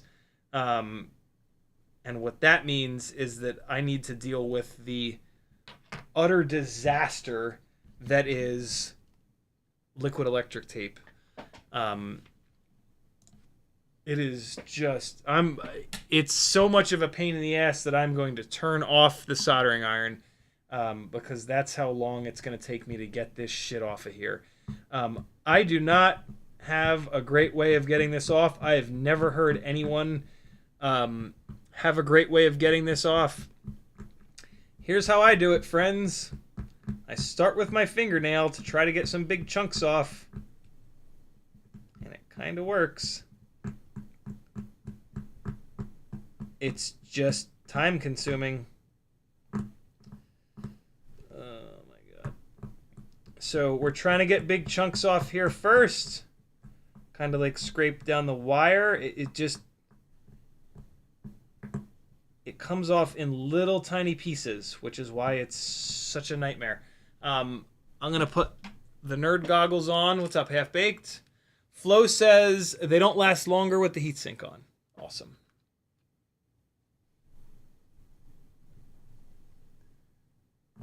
So I think I've gotten about as much of it off as I'm gonna get off with my fingernail. Now we got to start trying to like get in between these, and I don't want to do that with a piece of metal because you could very easily scrape the top layer off the PCB. So come in here with either plastic or wood, and continue to try to get this shit off. Does anybody know if there's like a solvent that removes this liquid electric tape?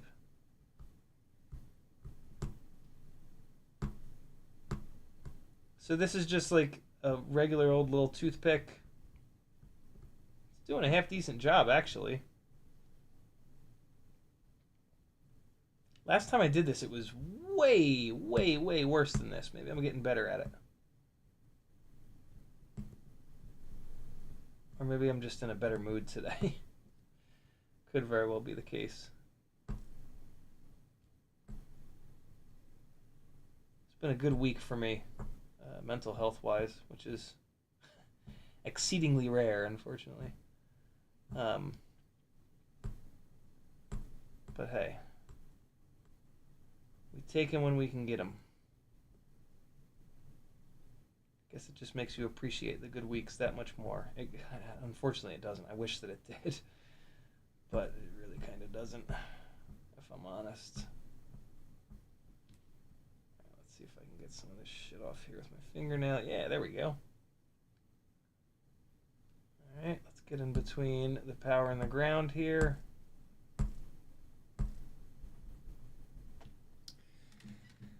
Oh, this is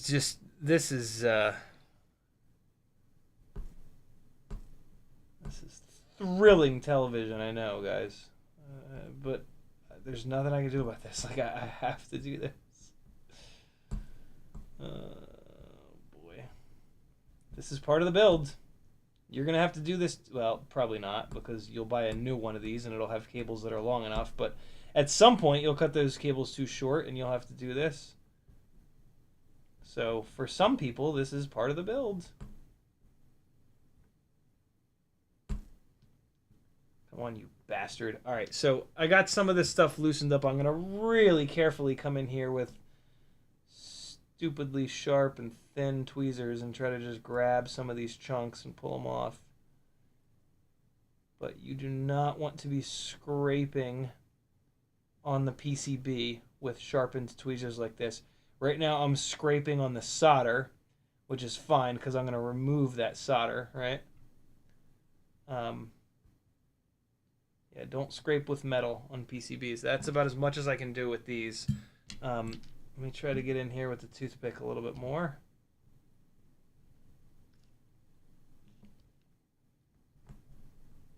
If it's out of focus, I apologize. Blame Logitech for making terrible webcams.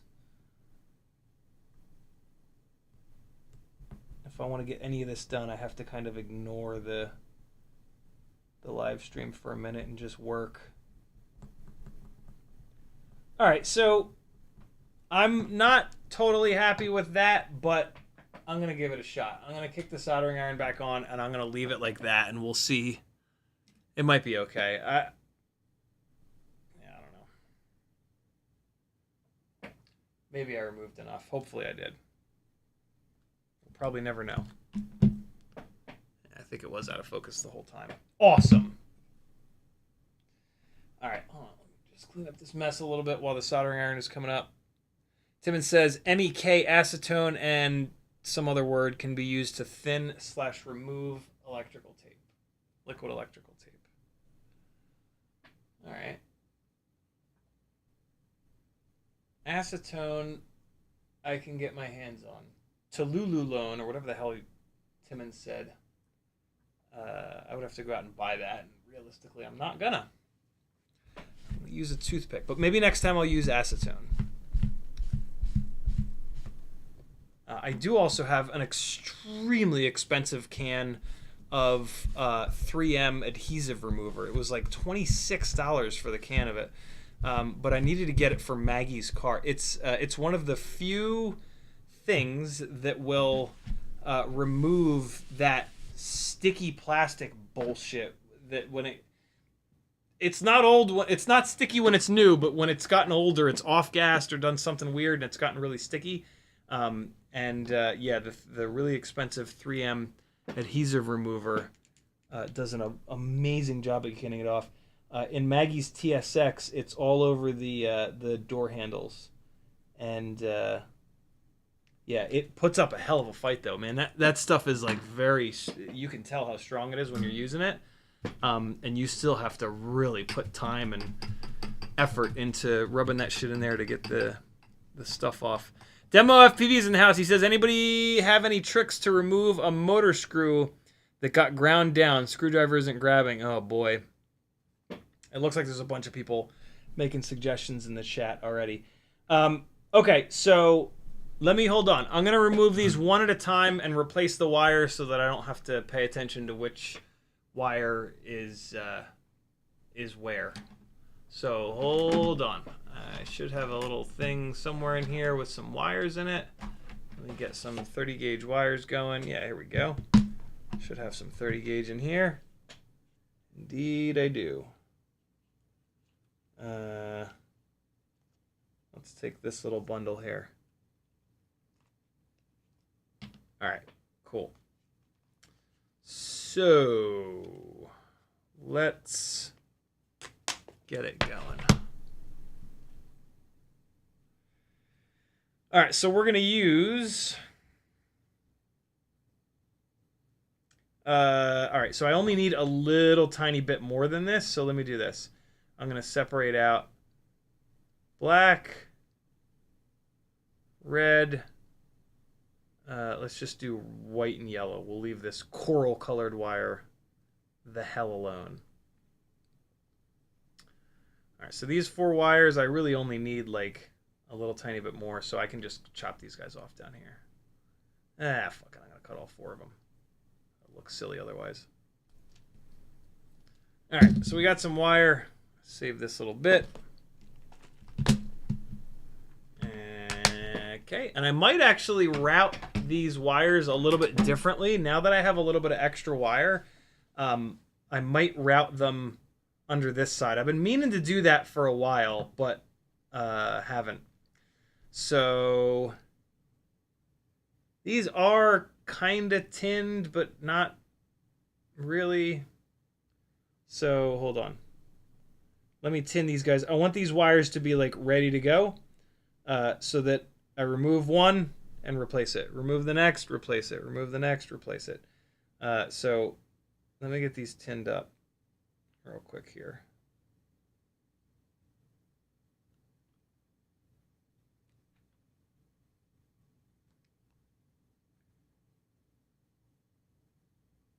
All right, there we go. There's 2. I'm going to tin these off the side of the desk. You're not missing anything. You've seen me tin wires before. Hang on. You're going to put the soldering iron on the bottom, and you're going to push the solder in from the top. You're trying to push the solder in between the individual strands of wire.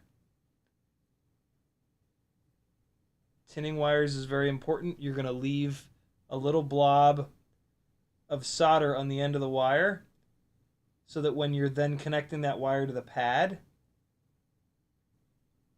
you don't have to add solder, which is hard to do because most of you don't have 3 hands.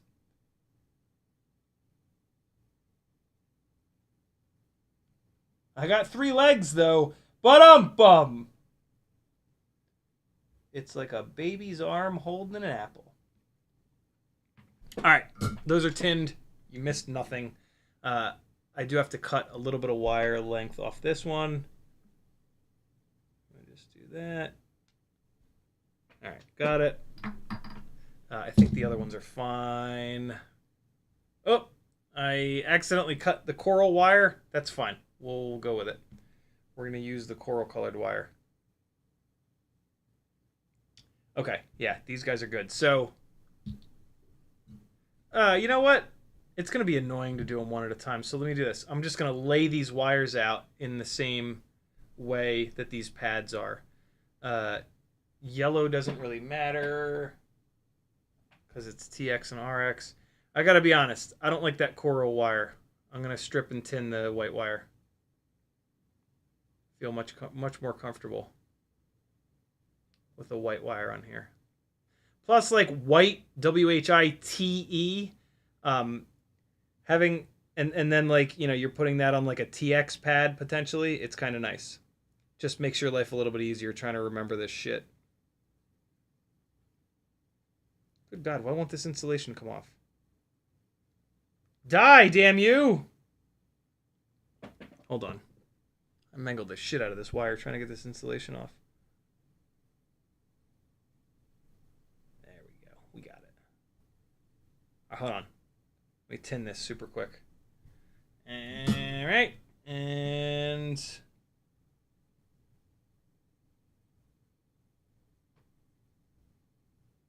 come on.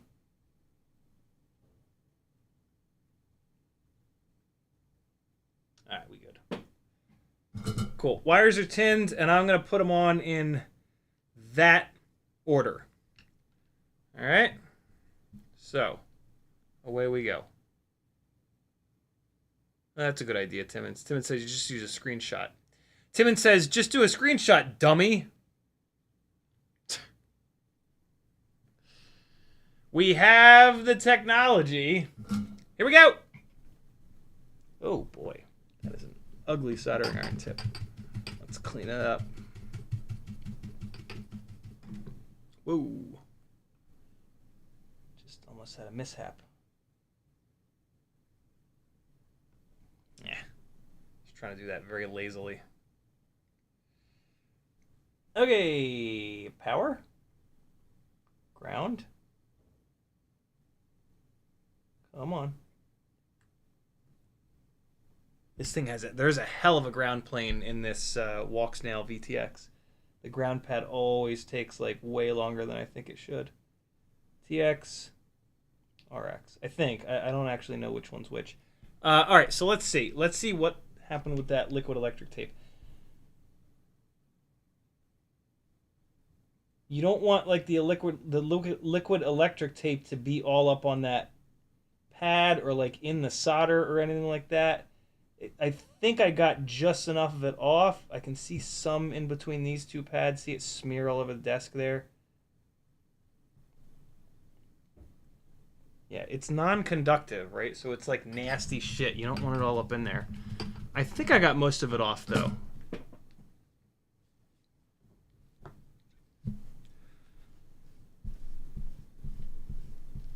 All right, cool. Oh, boy.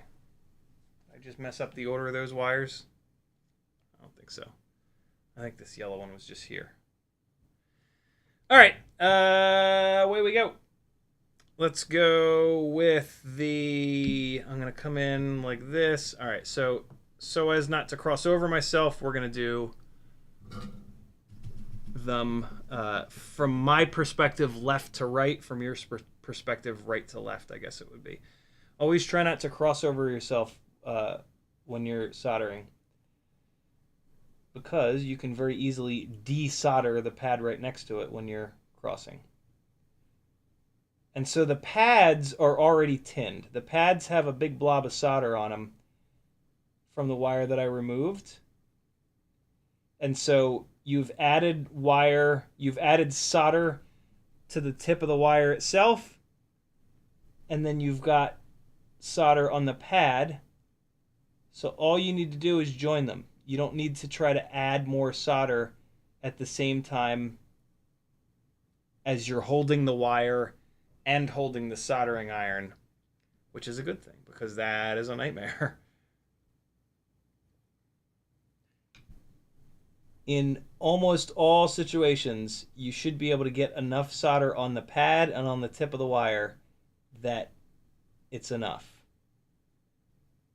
Every once in a while, you could run into like a battery pad situation where you can't quite get enough solder on there and you have to add some after the fact, like rework it, come back to it, and add a little bit more solder, but that's pretty rare. All right, so that pad, when the solder solidified and dried, it went all cloudy. That is your reminder to use more flux. That is a dirty pad, so we're going to reheat that. I just added a little bit of flux there. We're going to reheat it, and it should be nice and shiny. It's not a big deal, but it's one of those, like, just do it right kind of things.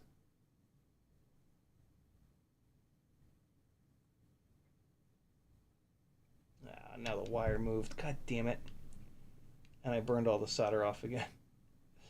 All right, so hold on. So I'm actually going to remove the solder from this pad. I'm going to do that by heating it up and then flicking it off. And it stuck to the tip of the soldering iron. Solder flows towards heat. And so you can get a pad hot and then flick outwards and remove most of the solder. And then what I'm going to do is add a little bit of fresh solder. These pads have lead-free solder from the factory, which is just junk. And so I'm going to put a little bit of leaded solder on here. And that's going to give me a nice shiny ball. And it's important to have shiny balls. It actually isn't. Having a solder joint that's smooth and having the wire flat on the pad, that's what's most important, in my opinion and experience. The shiny balls thing is just bragging.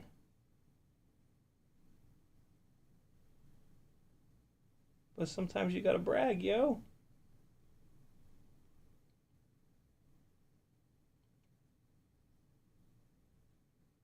Jesus, I'm having a really hard time holding this wire steady. Let me get the tweezers out here, and I'm going to rework this. I think what's going on is I'm hungry. I get shaky when I get hungry, and I'm hungry a lot because my metabolism is ridiculous. All right, so there we go. Now it's beautiful. All right, and now we're going white. I can usually do this stuff by hand. I actually prefer to do it by hand. A little bit more dexterity with your fingers. You don't have to worry about clamping too hard with really sharp tipped tweezers and punching through the wire, the silicone insulation. But with the tweezers, you can hold the wire perfectly still. These solder pads are all going milky, which just kind of drives me nuts. Here's the other way you can sometimes fix that. Hold the wire in place, pick up a little bit of solder on the tip of the iron, and just drop it down onto the pad.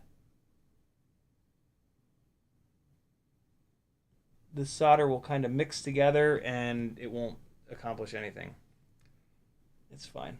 Doesn't matter. It does matter. It just doesn't matter enough to worry about it too much. The wire is nice and flat on the pad. The joint is nice and smooth.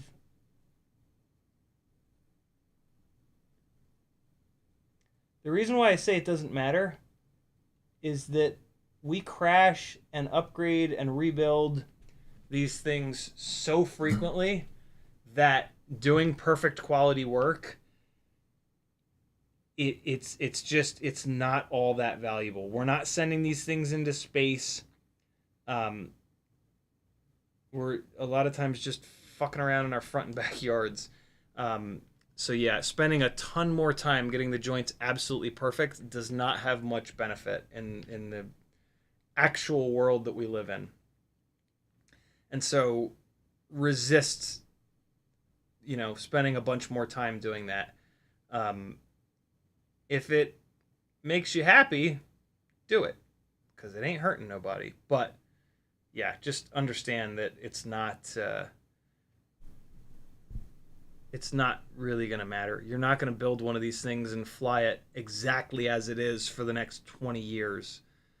There are all kinds of extra steps that I skip that would make soldering better, would make my solder joints better, and would make these components last longer, but it's just a waste of time. Like, this rig, for example, Jesus, how many times has this thing been apart in the last 2 months? It's been apart more than it's been together. So, yeah, just keep that in mind. Be realistic. Thrash says, "Have a Snickers. You're not you when you're hungry." God, I wish there was a fucking Snickers bar here right now. I would eat the entire thing in one bite. People would call the cops. It would be such a travesty. All right, so this is what I'm going to do with the wires on this one. I'm going to run them at an angle here, off the pads at an angle. Previously, when the wires were just barely long enough, I would run them straight across the board, which is totally fine, and then I would make a little loop with them and hook up to the pads from the outside. By doing this, I'm going to be able to solder this to the pads from the inside so that this thing sits like this. But these wires are going to get cut short. Let me show you. Obviously, these wires are going to get cut short, but look, this is what I'm going to do now. So these wires can hook up. The pads are right below there. Let me shift this to the right a little bit. There are the pads that... You piece of shit, please work. Well, the pads are under... There it goes. The pads are under there, right? So now I can have them in that direction versus the other way. The way that I previously built these wires come across and then they 180 and they were going to the pads in that direction, which is not quite as good. It's not the end of the world if you have to do it that way, but still, this is a significantly better way of doing this. So now we deal with the really small pads. But I also need to get these cut down a little bit, and I want to make sure that I don't cut them too short. I also need to look up a wiring diagram to see what actually is TX versus RX. So I'm going to go to Google and type in Walksnail light wiring. And then in images, there's going to be the picture from Walksnail's website. Is that the light? Yeah, there it is. Okay, so my yellow is all the way on the outside, and that is TX. Yellow is TX, which is going to hook up to RX on the flight controller. And, of course, that is not the pad that's on the outside. That's okay. All right, so we're going to hook up to, and then it's going to be battery. Oh, man, yeah, both of these are going to have to cross over themselves.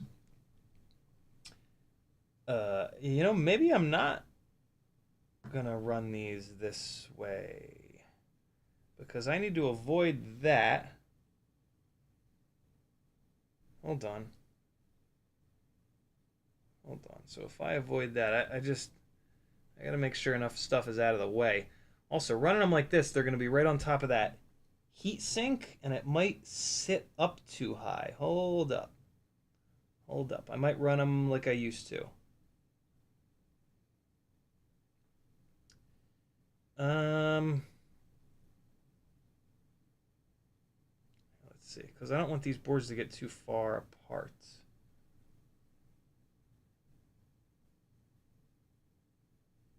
Okay, so with them stacked up, for the record, this is not going to get done tonight. I still have to put the grommets into this VTX, and that shit takes forever. So if you're hoping to see the end of this build, hope in one hand and shit in the other. See which one fills up first.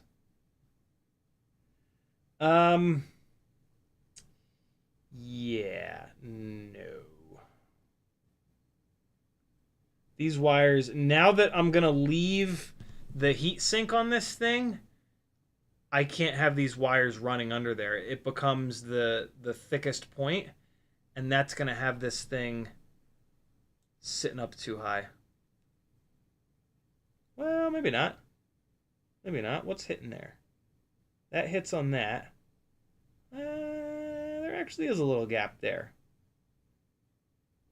Okay, as long as I can keep... Oh, but yeah, see, the problem's going to be the wires are going to cross over one another. Nah, yeah, I'm going to run them straight like I used to. Damn it. Well, the other option is to loop them that way, but no, that no matter what, they're going to have to cross this. Okay, that's fine. That's fine. All right. On any other AIO... I think I'd be able to... Maybe not. Whatever. Doesn't matter. It's fine. It's fine. It's fine. It's fine. It's fine. It's fine. Let me just get these straightened out. And so what is going to happen is that this set of wires is going to go... This set of 4 wires is going to go like that. The whole thing is going to reverse to hook up with these pads because yellow is TX and that hooks up... No, they're not. They're going to individually... Oh, this is going to be a pain in the ass, but whatever. This build is always, and probably will always be, a bit of a pain in the ass. So let me get these wires cut down to the right length. We want to cut them short, but not too short. So they need to link up with those pads, so I'm going to kind of loop them over here, and I'm going to cut them back a little bit farther here. So, come on. Come on. All right, I'm going to slide this back a little bit, and that should be plenty. That's bordering on too long, but I have a terrible habit of cutting these wires a little bit too short. And so if I think it's too long, it's probably perfect. Nah, it's still too long, but that's okay. I'm actually going to leave them this length. It'll be fine. Man, I might, fucking Thrash has me wanting a Snickers bar now. I might, there's a gas station right up at the end of the street that's open pretty late. I might buzz up there when this stream is done and get a goddamn Snickers bar. It's been a long time since I had a Snickers bar. I stopped eating them when I found out that I have a food sensitivity to peanuts. But, like, they don't have many peanuts in there. And they're probably fake, like, faux, cheap-ass peanuts. It'll be fine. I don't usually strip wires with these cutters, but my fingernails are kind of fucked up from all kinds of anxiety. So I'm just going to leave a little slit with this, and then I'm going to come in with my fingernails. If you can strip only with your fingernails, do it, because your fingernails will never nick the inner metal strands of wire. And when you nick the inner strands of wire, you're reducing that wire's throughput, right? And that's not a great thing. It's not the end of the world if you only nick one or two, but you nick one or two of them, and then that joint gets bent a bunch of times, and a bunch of them break, and then the cable completely lets go, and then you wish you had stripped it with your fingernails. There's one individual strand that's too long on there. Now there isn't. All right, let's get these little bastards tinned up. I'm again going to do that off the end of the table. You guys have seen me here. It's not going to focus, but now you can at least stare at my crotch while I'm doing this, I guess. I don't know. This will show you the mechanics of what's happening, is what I meant to say. Soldering iron under. Push the solder through from the top.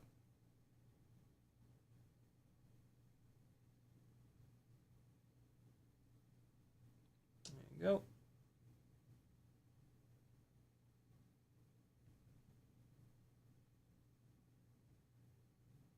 All right, last one. Once you get to the last one, you're almost just using the solder to push the wire down into the blob of solder on the tip of the iron. That's fine. Whatever gets it done. These wires will only, especially these little 30 gauge wires, they will only pick up a tiny little bit of the solder. The majority of it is going to be on the pads. And yeah, I'm good. I have enough solder on these pads. I did just notice though when I was removing the other wires, I managed to bridge T4 and R4. So let's fix that real quick. All right, good to go. And then I got a nice blob on the ground. Battery plus could use a little bit more.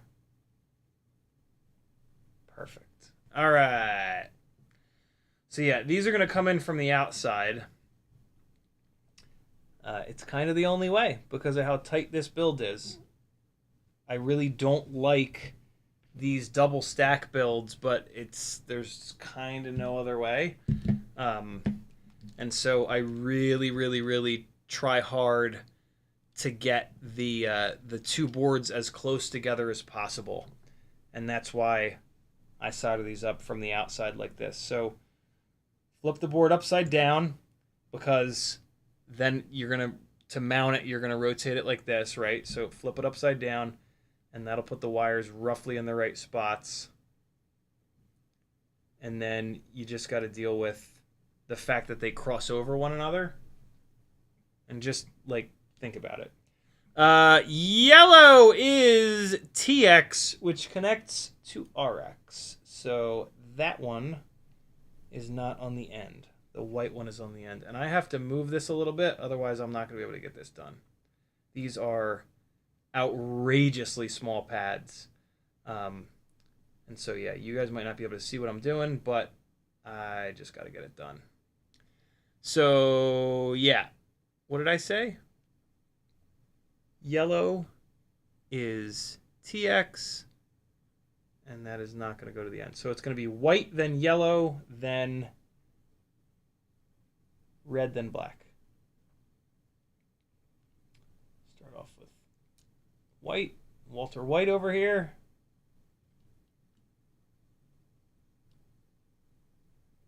Get him in the little tweezers, get him perfectly placed.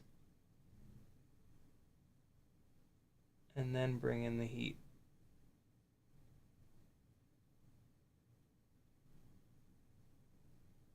Tip of the soldering iron is there for heat. It's not a poker to get things into the right position. You need to use your left hand to get things into the correct position, and then you can use your right hand to bring the heat in.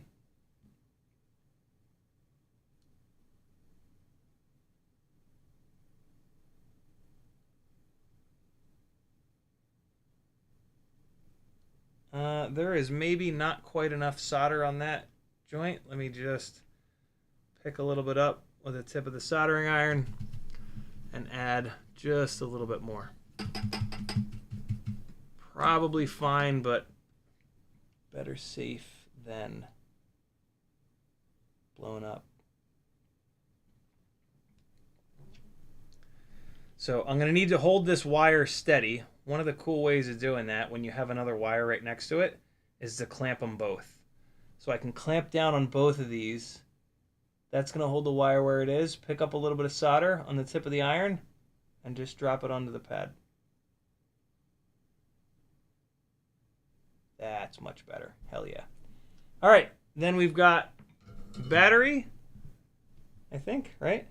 Yep, then we've got battery and then ground. So let me just flip this over and, well, no, let's flip it over this way because this is how it's going to mount. And we'll just take a look at what's happening with these wires. I don't want them to cross, but they are going to have to.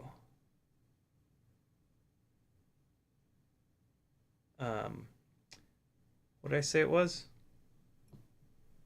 Battery. Battery, okay. So there's a chance I have these RX and TXs reversed. How the hell did that happen?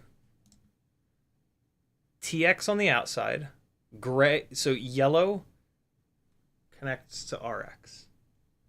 Yellow connects to RX. Now we're good. Okay, cool. So the red and black do have to cross over one another. So, yeah, let's do it like that. Crossover up on top. All right, voltage first. Jesus Christ, come on. There we go. Ah, get out of there. There it is. Stop it. Ah! I pushed him out of the way, and now I can't get him back to where I can. There it is. Okay. Here we go. Oh, God, this is pissing me off right now. Can everybody just stay right there? There we go. I know you're not going to be able to see. I'm just going to do this for you. Better to have a top down than an out of focus ding dong. All right. Grab the wire. Come in with my finger to point the wire downwards a little bit so that it sits flat on the pad. Hang the silicone off the end of the pad just a little bit. And bring in the heat.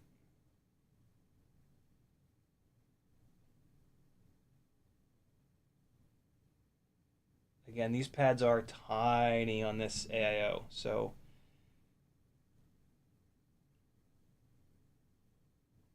just be careful, be patient, be chill.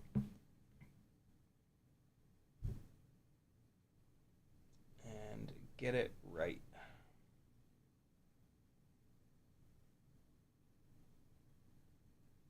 That ground pad was not bad.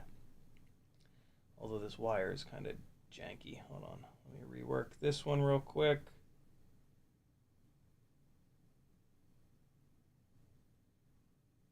Hold on, I'm taking that off. All right. There we go. That's better.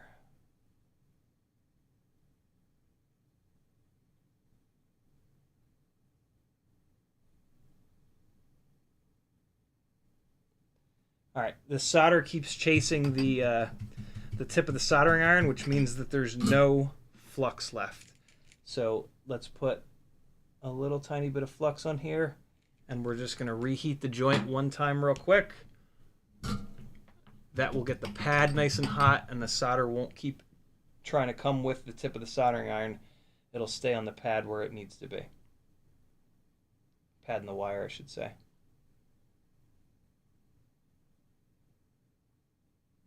Much better. Much, much, much better. Unbelievable how many things in soldering just adding flux fixes.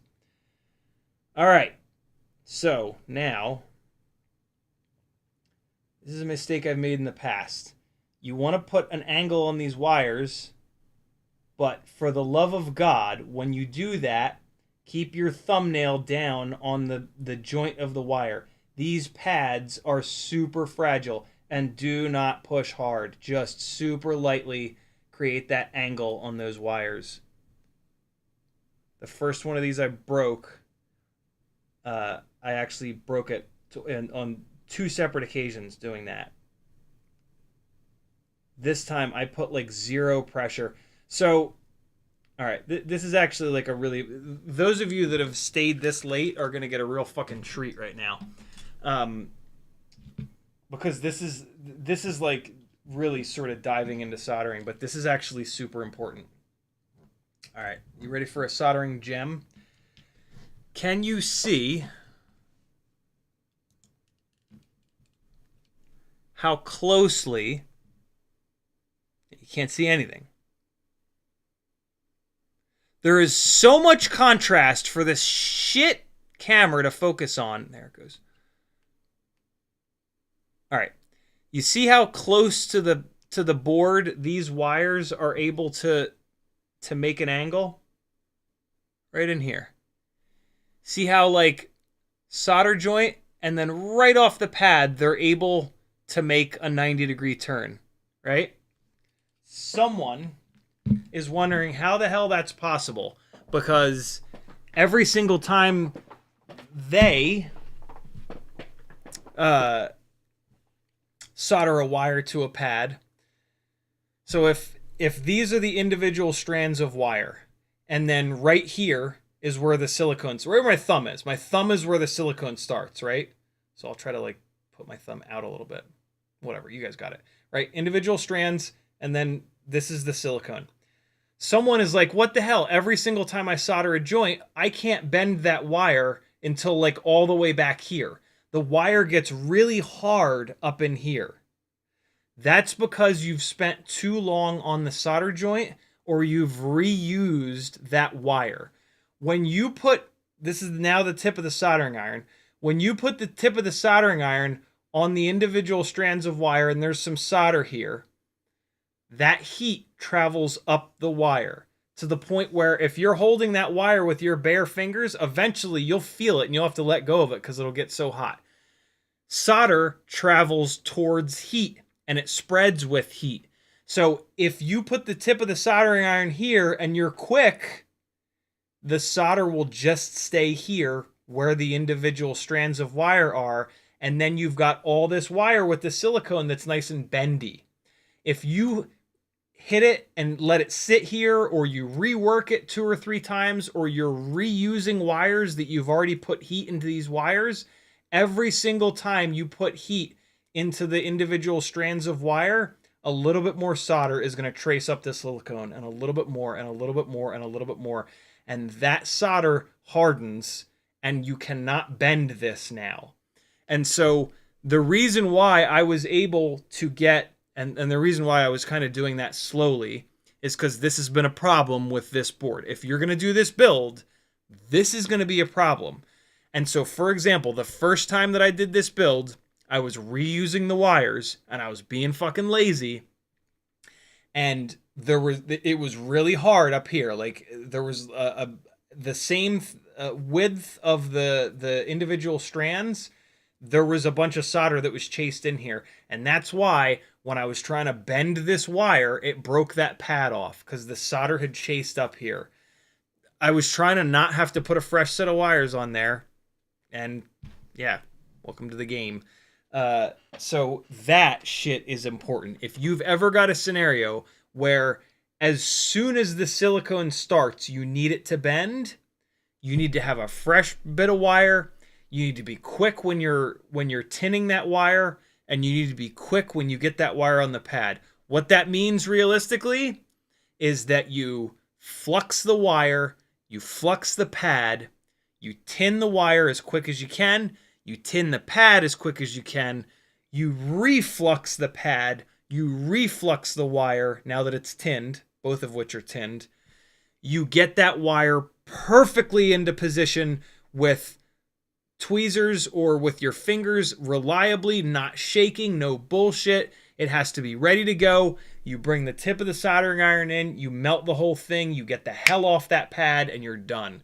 That's how you get a wire that is nice and flexible where the silicone starts. You typically don't really need that, but this is a perfect example where I need that. These wires are going on the outside of the pad, and then they're looping up and going over the top board. And so there you go. Yeah, that's a super common thing. The more times you rework a wire, the farther down that silicone that solder is going to travel, and it's going to be hard as a rock down there. So if you can, just cut it off and restart, restrip it, retin it, and then it'll be nice and flexible at the silicone. Sometimes you can't do that because you're using wires that are already the exact right length. You know, like motor wires are like this, right? It's one of the reasons that I like arm LEDs is because I don't have one big run of wire from the motor. I've got a short run from the arm LED to the ESC. If it's starting to get screwed up, if that wires, I can just remove that one, replace it, away you go. It's a lot more work, but it's got its pluses. Tokyo Dom's in the house. He says, I missed the start here. Why are we running everything the long way around? Walksnail wires going over the whole board, maybe curling around the side of the board.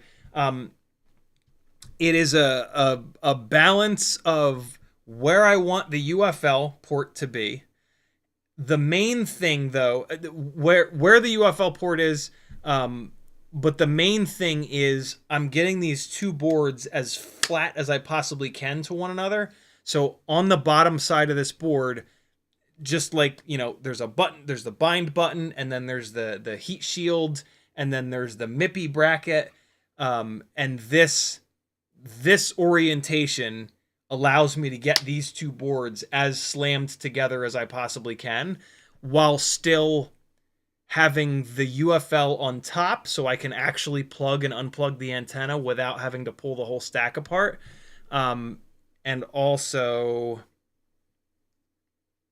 that's the main reason. That's the main reason I'm doing it that way. I don't love having the heat sink in between the boards, but I hate having a UFL in between the boards a lot more than that. And so, yeah, that's why it's got sort of a weird orientation. It's all about getting these boards as close together so that the camera is down as low as possible so that there's some chance of durability. Because, yeah, as soon as you add this second board, the forces going through the posts in the frame go bananas, and you start breaking these posts off and crashes, and it's just so annoying when that happens. This thing is now good to go. It's 12:30. I don't have it in me to do another 4-hour live stream like I did on Monday. Sorry, guys. But that is now good to go. The only shit that I need to do at this point is the really annoying stuff. It's getting the grommets into the Walksnail VTX, and then it's just fucking putting everything together. I'll either do that tonight when I inevitably can't sleep, or maybe tomorrow. I won't do it tomorrow because I'm going to hang with Patrick. Maybe during the day tomorrow I'll do it. But by the next live stream, the 2S Walksnail 75mm build should be back together, and I should have some info on the Zing 0803 19,000 kV motors. That feedback is almost certainly going to be, I crashed it once and the motor shaft's bent. Because that was my experience using these motors on the tiny lifters eons ago. But you never know, maybe not. I doubt it though. Tokyo Dom also says, for soldering motor wires where there is a through hole or a castellated pad, I prefer wicking into the wire. Because prevents the wires breaking right at the joint. What do you mean by that? What do you mean wicking into the wire? You mean solder wick to remove the solder? Stuff with Caleb says, I'm new to the hobby and I'm looking for the best 65mm freestyle quad. Ideas Mobula 6 2024 lit or OG Mobula 6 or something else. Stuff with Caleb. First and foremost, there's no such thing as best. There are different parts, different pieces, different bind and flies that do certain things better than others, but there's never best. Never, ever, ever. When you are inevitably on Facebook groups and or Reddit looking for advice, if anybody ever says that something is the best, ignore everything that they say. Also, keep in mind that I'm not exaggerating. More than 50% of the information on Facebook groups and Reddit is dead ass wrong. You want to look for people that have actually been doing this for a long time. Some of us have YouTube channels and or like followings, but you can't always trust that. There are plenty of people with thousands and thousands and thousands of subs on Instagram or YouTube or wherever that don't know shit about shit.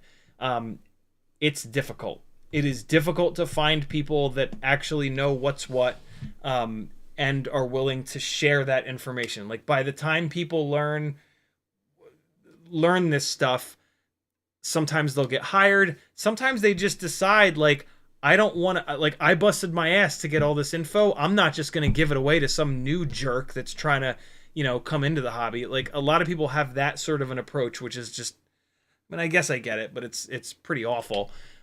So yeah, be super, super, super careful. If you're brand new to the hobby, what I can tell you is that the very first build that you buy or custom build, you're not going to have it forever. So don't get super nuts about like, I have to get the perfect thing or else I'm an idiot and I'm not going to be able to fly worth a shit and it's going to make, flying uncomfortable and impossible to learn. That's not true at all. Every single one of us have 1, 2, 3, 4 quads in a row that were terrible that sit in a box and they're, whatever. It's a blast from the past years on to look at them. But yeah, so get that out of your head. You're not necessarily going to even be able to tell the difference between the best possible quad and the worst possible quad because you're new. As a new person, all that matters is getting stick time. So all you actually want is the most durable quad because, again, all that matters is flying it as much as possible. So like the best flying rig is completely wasted on anyone that's like within their first year or so of the hobby. You might think that it would make it easier to learn. It really doesn't. These things break pretty often, so durability needs to be really high on your list if you want to actually be able to learn, because basically the way that it works is that you put as much time into the simulator as possible. That's massively important. And then when you go to fly for real, your anxiety level goes through the roof. You can't fly worth a shit compared to what you were doing in the simulator. You get frustrated. You crash it. It gets run over. Whatever. It gets broken. You order replacement parts and you wait. And that wait is the problem. That is where you lose all of your time. And sure, you go into the simulator and you learn some stuff, but flying for real is even like, it doesn't matter. 5-inch, Cinewhoop, whatever. Just flying for real is where you are going to learn like 90%, maybe a little bit less than that. But, and so durability is massive. Having a bunch of batteries is massive. And then if you really want to get into it, having a full set of replacement parts, which very quickly turns into just a second identical build, is the way to go. Because then you fly the main one. When it inevitably breaks, you fly the backup one. You fly it as gently as you possibly can, While you're waiting for that main one to get fixed, once you have the main one fixed, you start flying that again. You fly it hard, and you fly it until you break it again, and then you fly the backup one. If you need to, you can cannibalize the backup one to fix the main one. Whatever. Those are the tips and tricks that will keep you in this hobby and teach you as quickly as possible to get comfortable. If you can stay in this for a year or two, you can get good enough to where you kind of actually feel like you're flying, and that's where it becomes absolute magic. And that's the crack cocaine that will keep you, that has kept me into this hobby for over 8 years now. Joshua Bardwell is going to be the main resource for you. There is nobody better at getting new pilots up in the air. So get super familiar, watch as many of his videos as you possibly can. You're not going to understand a lot of them, but that's okay. There's going to be a bunch of connections that get made, and then there's going to be a bunch of little wires in your brain that get close to connecting, but they're not quite there. The third time that you hear that same thing that you didn't understand, it'll connect. So this is an incredibly time-intensive hobby. So if you have the time to put in, yeah, you can stick with it, and it'll be magic. Welcome. This I've done a lot of things in my life. I'm 43 years old now. I grew up playing drums, got really good at that. I'm just the type of person that gets really good at shit. The magic is in like the meta of stuff. So I have to put 1,000+ hours in before I'm even remotely satisfied. Drums, photography, videography, motorsport, airsoft, and I'm sure I'm forgetting a few others. FPV is unlike any of them. Each one of those hobbies I've remembered thinking like, man, this is really hard. This is really hard. So yeah, keep that in mind. You're gonna quit. Hopefully you'll sleep on it and wake up and unquit. Yeah, I've quit this hobby 4 times, to give you some idea. Most people have quit at least twice. Tokyo Dom says solder wicking, seeping up the wire, it makes the stiffness taper off instead of being a single pivot point. Responding to your points about being quick on tinning wires. I'm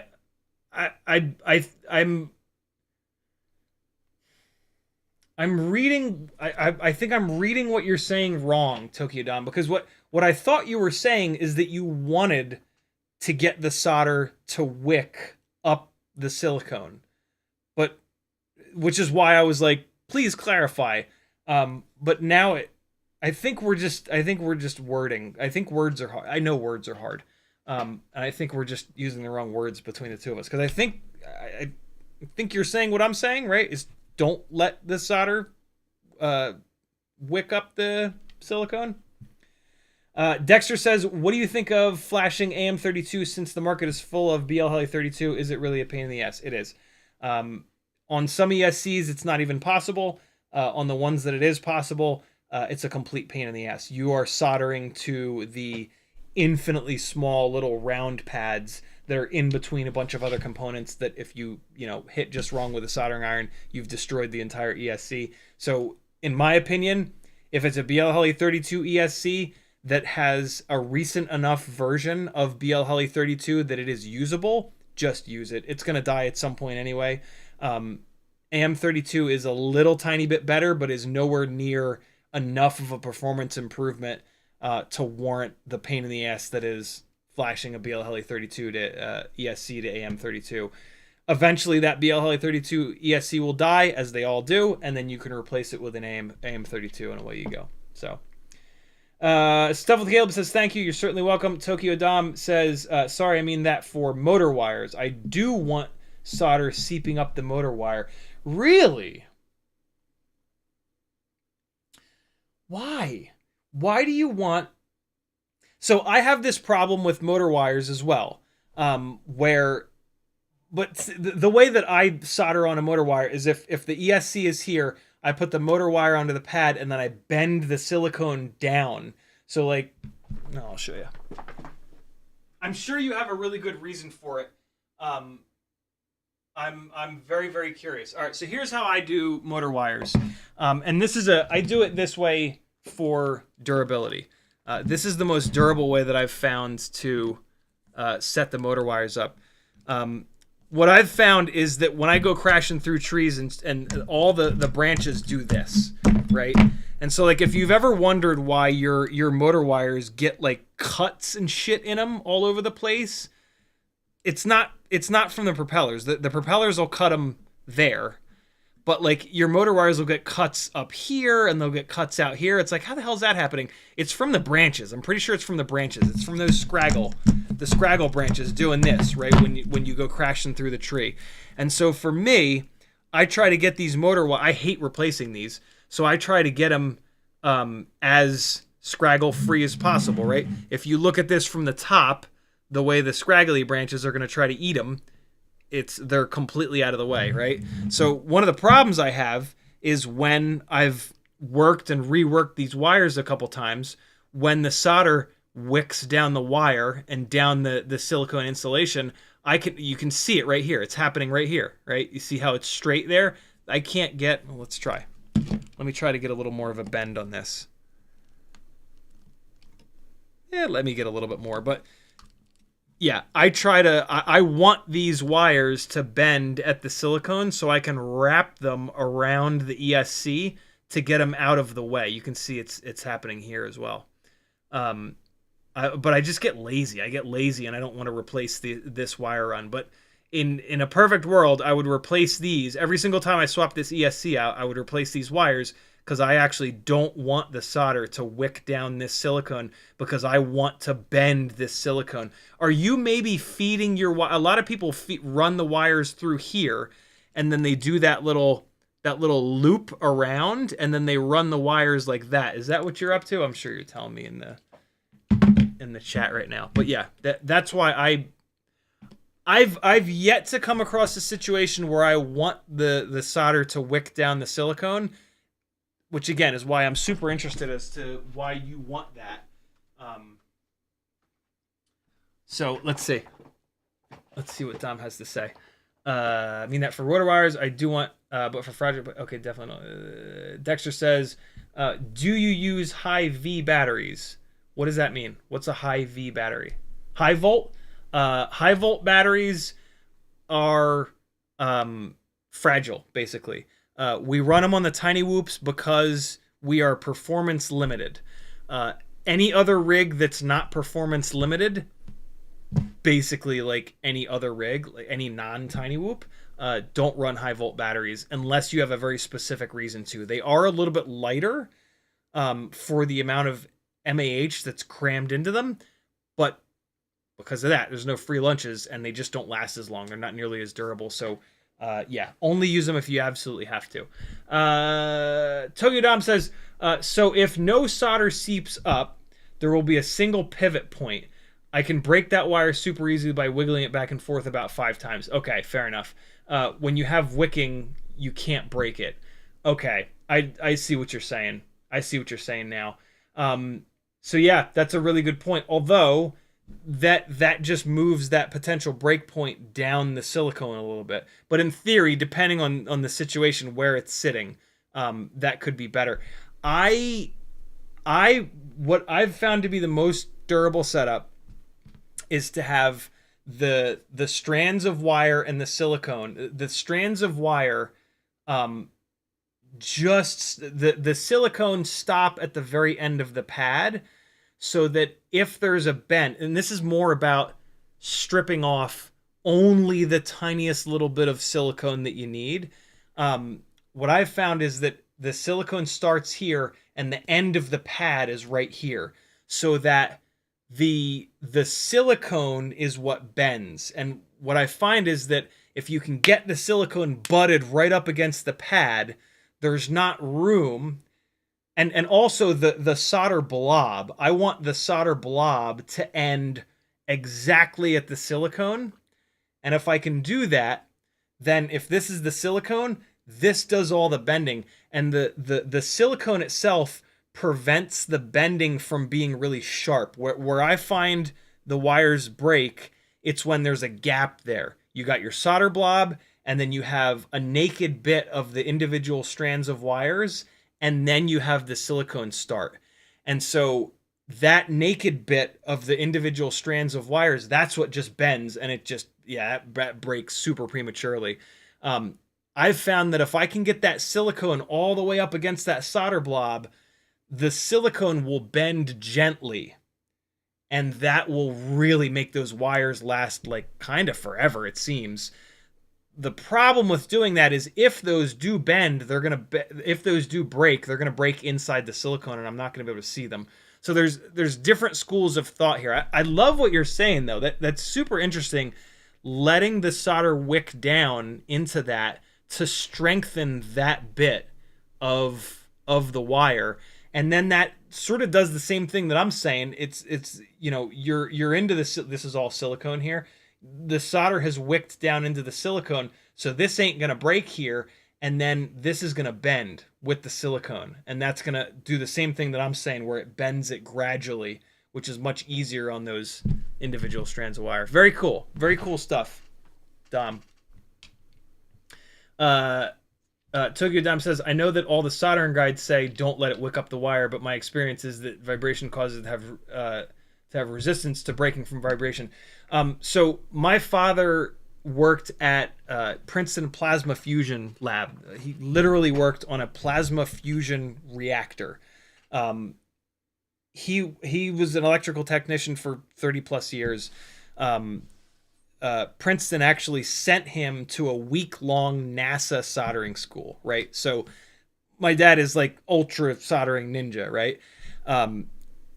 He originally taught me how to solder, and then just kind of turned me loose. And I started working on these things, crashing these things, fixing them, crashing them, fixing them, crashing them, fixing them, crashing them. Many years later, when he saw what I was doing, first of all, he was really impressed at how small the work that we do is, which was like, damn, okay. I mean, it makes sense. The plasma fusion reactor was the size of a fucking building, and it was huge, right? So he would show me this work that he would do with these big fucking fat wires and shit, with like big solder pads, and like it was just crazy stuff. But he also said, like, I started to like ask him, like, you know, what am I doing wrong? Like, look at this joint. Is this right? Is this wrong? Like, what am I doing not perfectly? You're the master that learned, right, from NASA, yada, yada, yada. And what he said to me, like, blew my mind. He's like, look, you know, basically what he said is that different scenarios require different skills and techniques. And so what you're doing, and at the time it was like what you've been doing for years now, you've figured that out. So like me telling you the right way to do it, right? Again, there is no right. There's just different. Like the way that NASA trained him to do it, it doesn't make sense for us. We're not sending these things into space. If we were, we would tin the pad. We would take the solder wick. We would remove as much solder as we possibly can from the pad, and then we would re-tin the pad. Think about that shit. Think about if every single time you tinned a pad or tinned a wire, you then redid that whole process. How fucking annoying would that be? There's no reason for us to do that, so we don't do it. We're not sending these things to space. They don't have to live for 100 years. They have to live for 100 days if we're lucky before we annihilate them and we have to rebuild them, right? And so the work that and what he said is like the work that you're doing, like this is it. This is how you guys, as an FPV community, figure out the perfect way of doing this shit. And this is why we have these. This is why when Tokyo Dom a minute ago was like, let it wick up, I'm like, what? Tell me more. Why? Right? Like we are all figuring this out for ourselves. There's a differentiation here though. A lot of people, yeah, they're figuring it out for themselves, but they're doing two things. They're maybe sort of gatekeeping and they don't want to tell other people, and or they're just not paying attention. To me, that's the big point.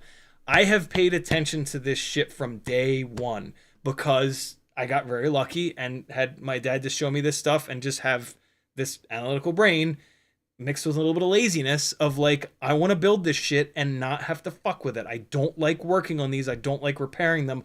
I'm going to do whatever it takes to spend a little bit more time on the front end in ways that make sense so that they can be as durable as possible. And that's, yeah, that's what we've all been doing.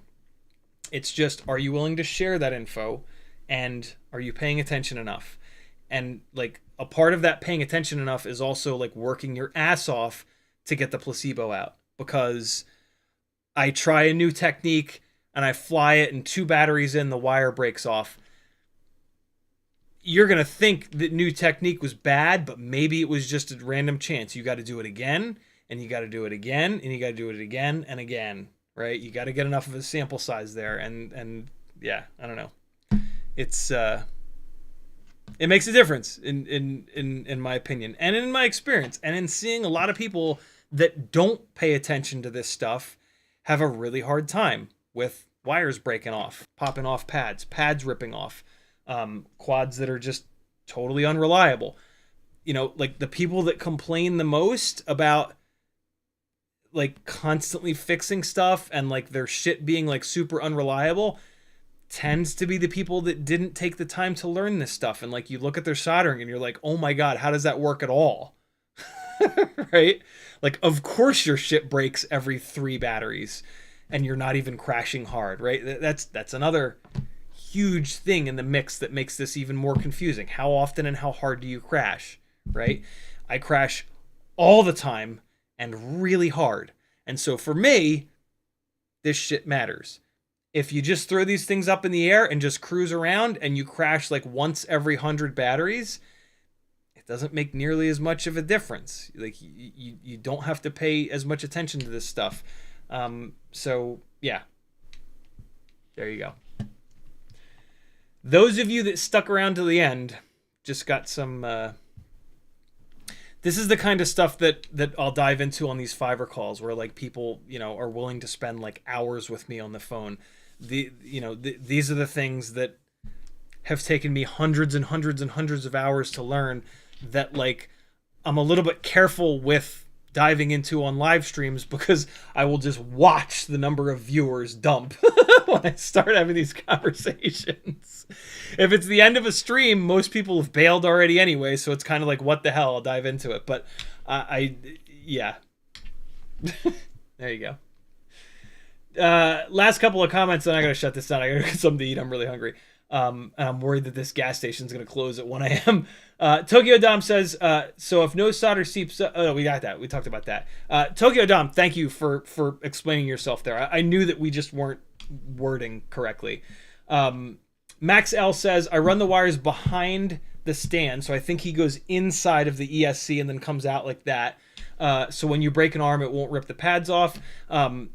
The way that I do it, by wrapping the wires around and then going 90 degrees and then going down the arms, that 90 degrees-ness gives those wires enough length to where an arm breaks. It doesn't rip the wires off it doesn't rip the pads off, and it doesn't rip the wires off the pads.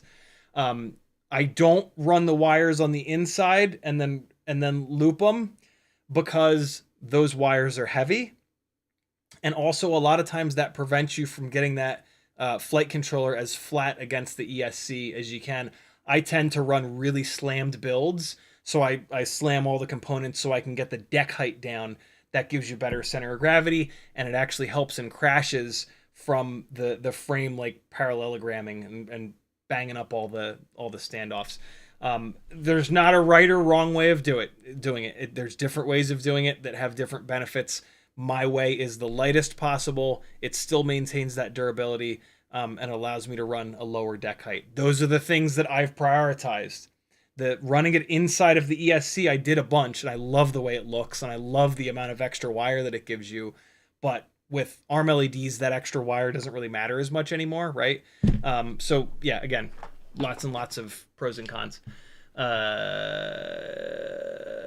CiottiFPV with the last comment of the live stream. He says, Walksnail or HD0 for tiny whoops for a 65mm freestyle 1S build. Which one do you think is better?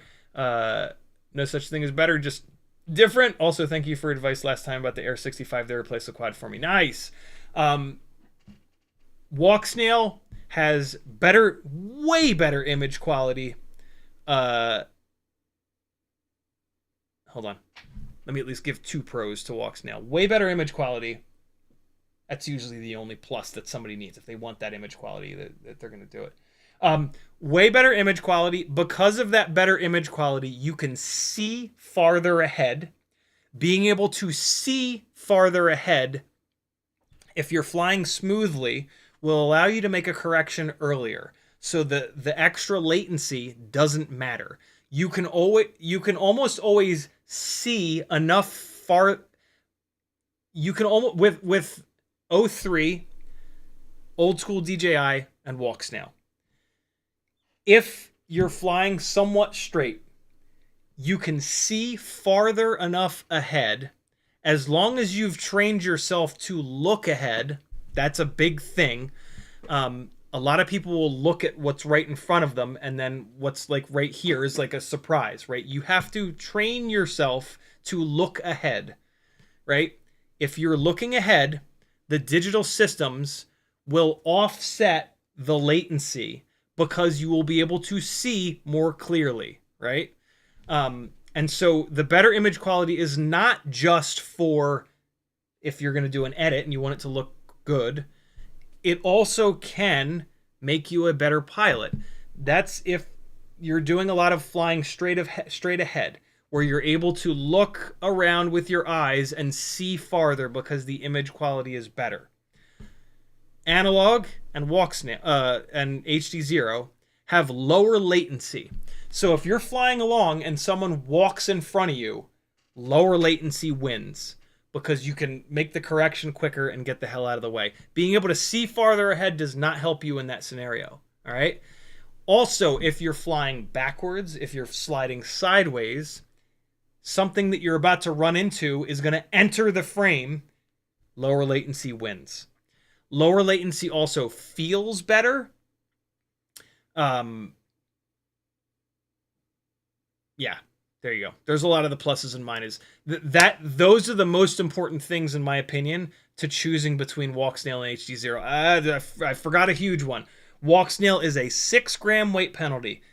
All of a sudden, as of a couple of days ago, HD0 is like a 2.5-gram weight penalty with the new AIO. So, goddamn, is that interesting. Kevin Sumner ordered me one of those new AIOs. It should have been here 2 days ago, but Georgia has lost their damn minds. And we have like the worst postal system ever, apparently, which just doesn't deliver shit. So I don't know. Maybe I'll get it tomorrow. Maybe never. I'll be checking it out. A Walksnail Cinewhoop is a little tiny Cinewhoop. It is not that much of a freestyle rig anymore. You can put 702 40,000s on it, and it makes good power, but it annihilates batteries. You get less than 2 minutes of runtime, and it's hard on the batteries. So a Walksnail freestyle rig, it's rough, and it kind of doesn't really exist. To me, for freestyle, it's analog, because analog is cheap, it's low latency, and freestyle is not really necessarily cinematic. Freestyle is about, holy shit, he just dove that ladder and shot through a gap that's only this big. What it looks like when you're doing that doesn't matter as much as the fact that you did it. And for most people, nobody wants to watch their flight footage, so what do you care what it looks like? Right?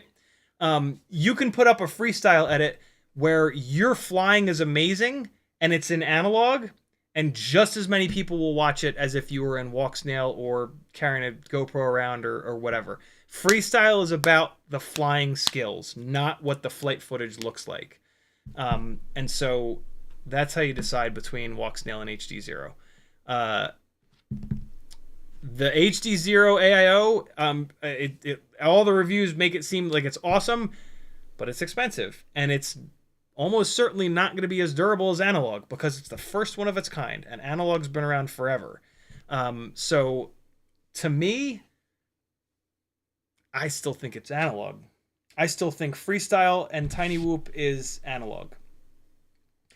If you have the money, the Walksnail setup becomes a lot less, a lot more realistic. But there's still a weight penalty. There's still a 2.5-gram weight penalty, and that's a lot in the world of Cinewhoops. So what matters most to you? You know, if if you're flying for fun, why does the footage have to look good? HD0 is going to look a little bit better than analog, so you are going to be able to see down the street a little bit more to see the gap earlier. But you're going to be heavier, so when you go to make that correction to actually make it through the gap, you're going to have more weight to push around, and that makes it harder to get through the gap. Analog for life, my friends. Maybe. There is no better. There's just different. Analog is the cheapest and the lightest. HD0 is expensive, the second lightest, and the second best video quality. Walksnail is the best video quality, same amount of money as HD0, pretty much, and whatever the third thing is. Thanks for hanging, friends. I'm going to go get a Snickers bar, if they're still opened. Love you, bye! No, hold on, I'm not ready. Here's some more flying. I don't know what it's flying of. Why am I turning these off? Whatever, it's fine. I think this is, my guess is, well, hold on. I think I did a pretty good job today telling my future self what I was about to fly. Last but not least, we've got 802 25,000 kV rig in the Meteor. 802 25,000s on a 75mm build. Enjoy, my friends. I'm going to try to get another edit up tomorrow, but no promises. Meteor, camera Love you, bye! See you Friday at 7.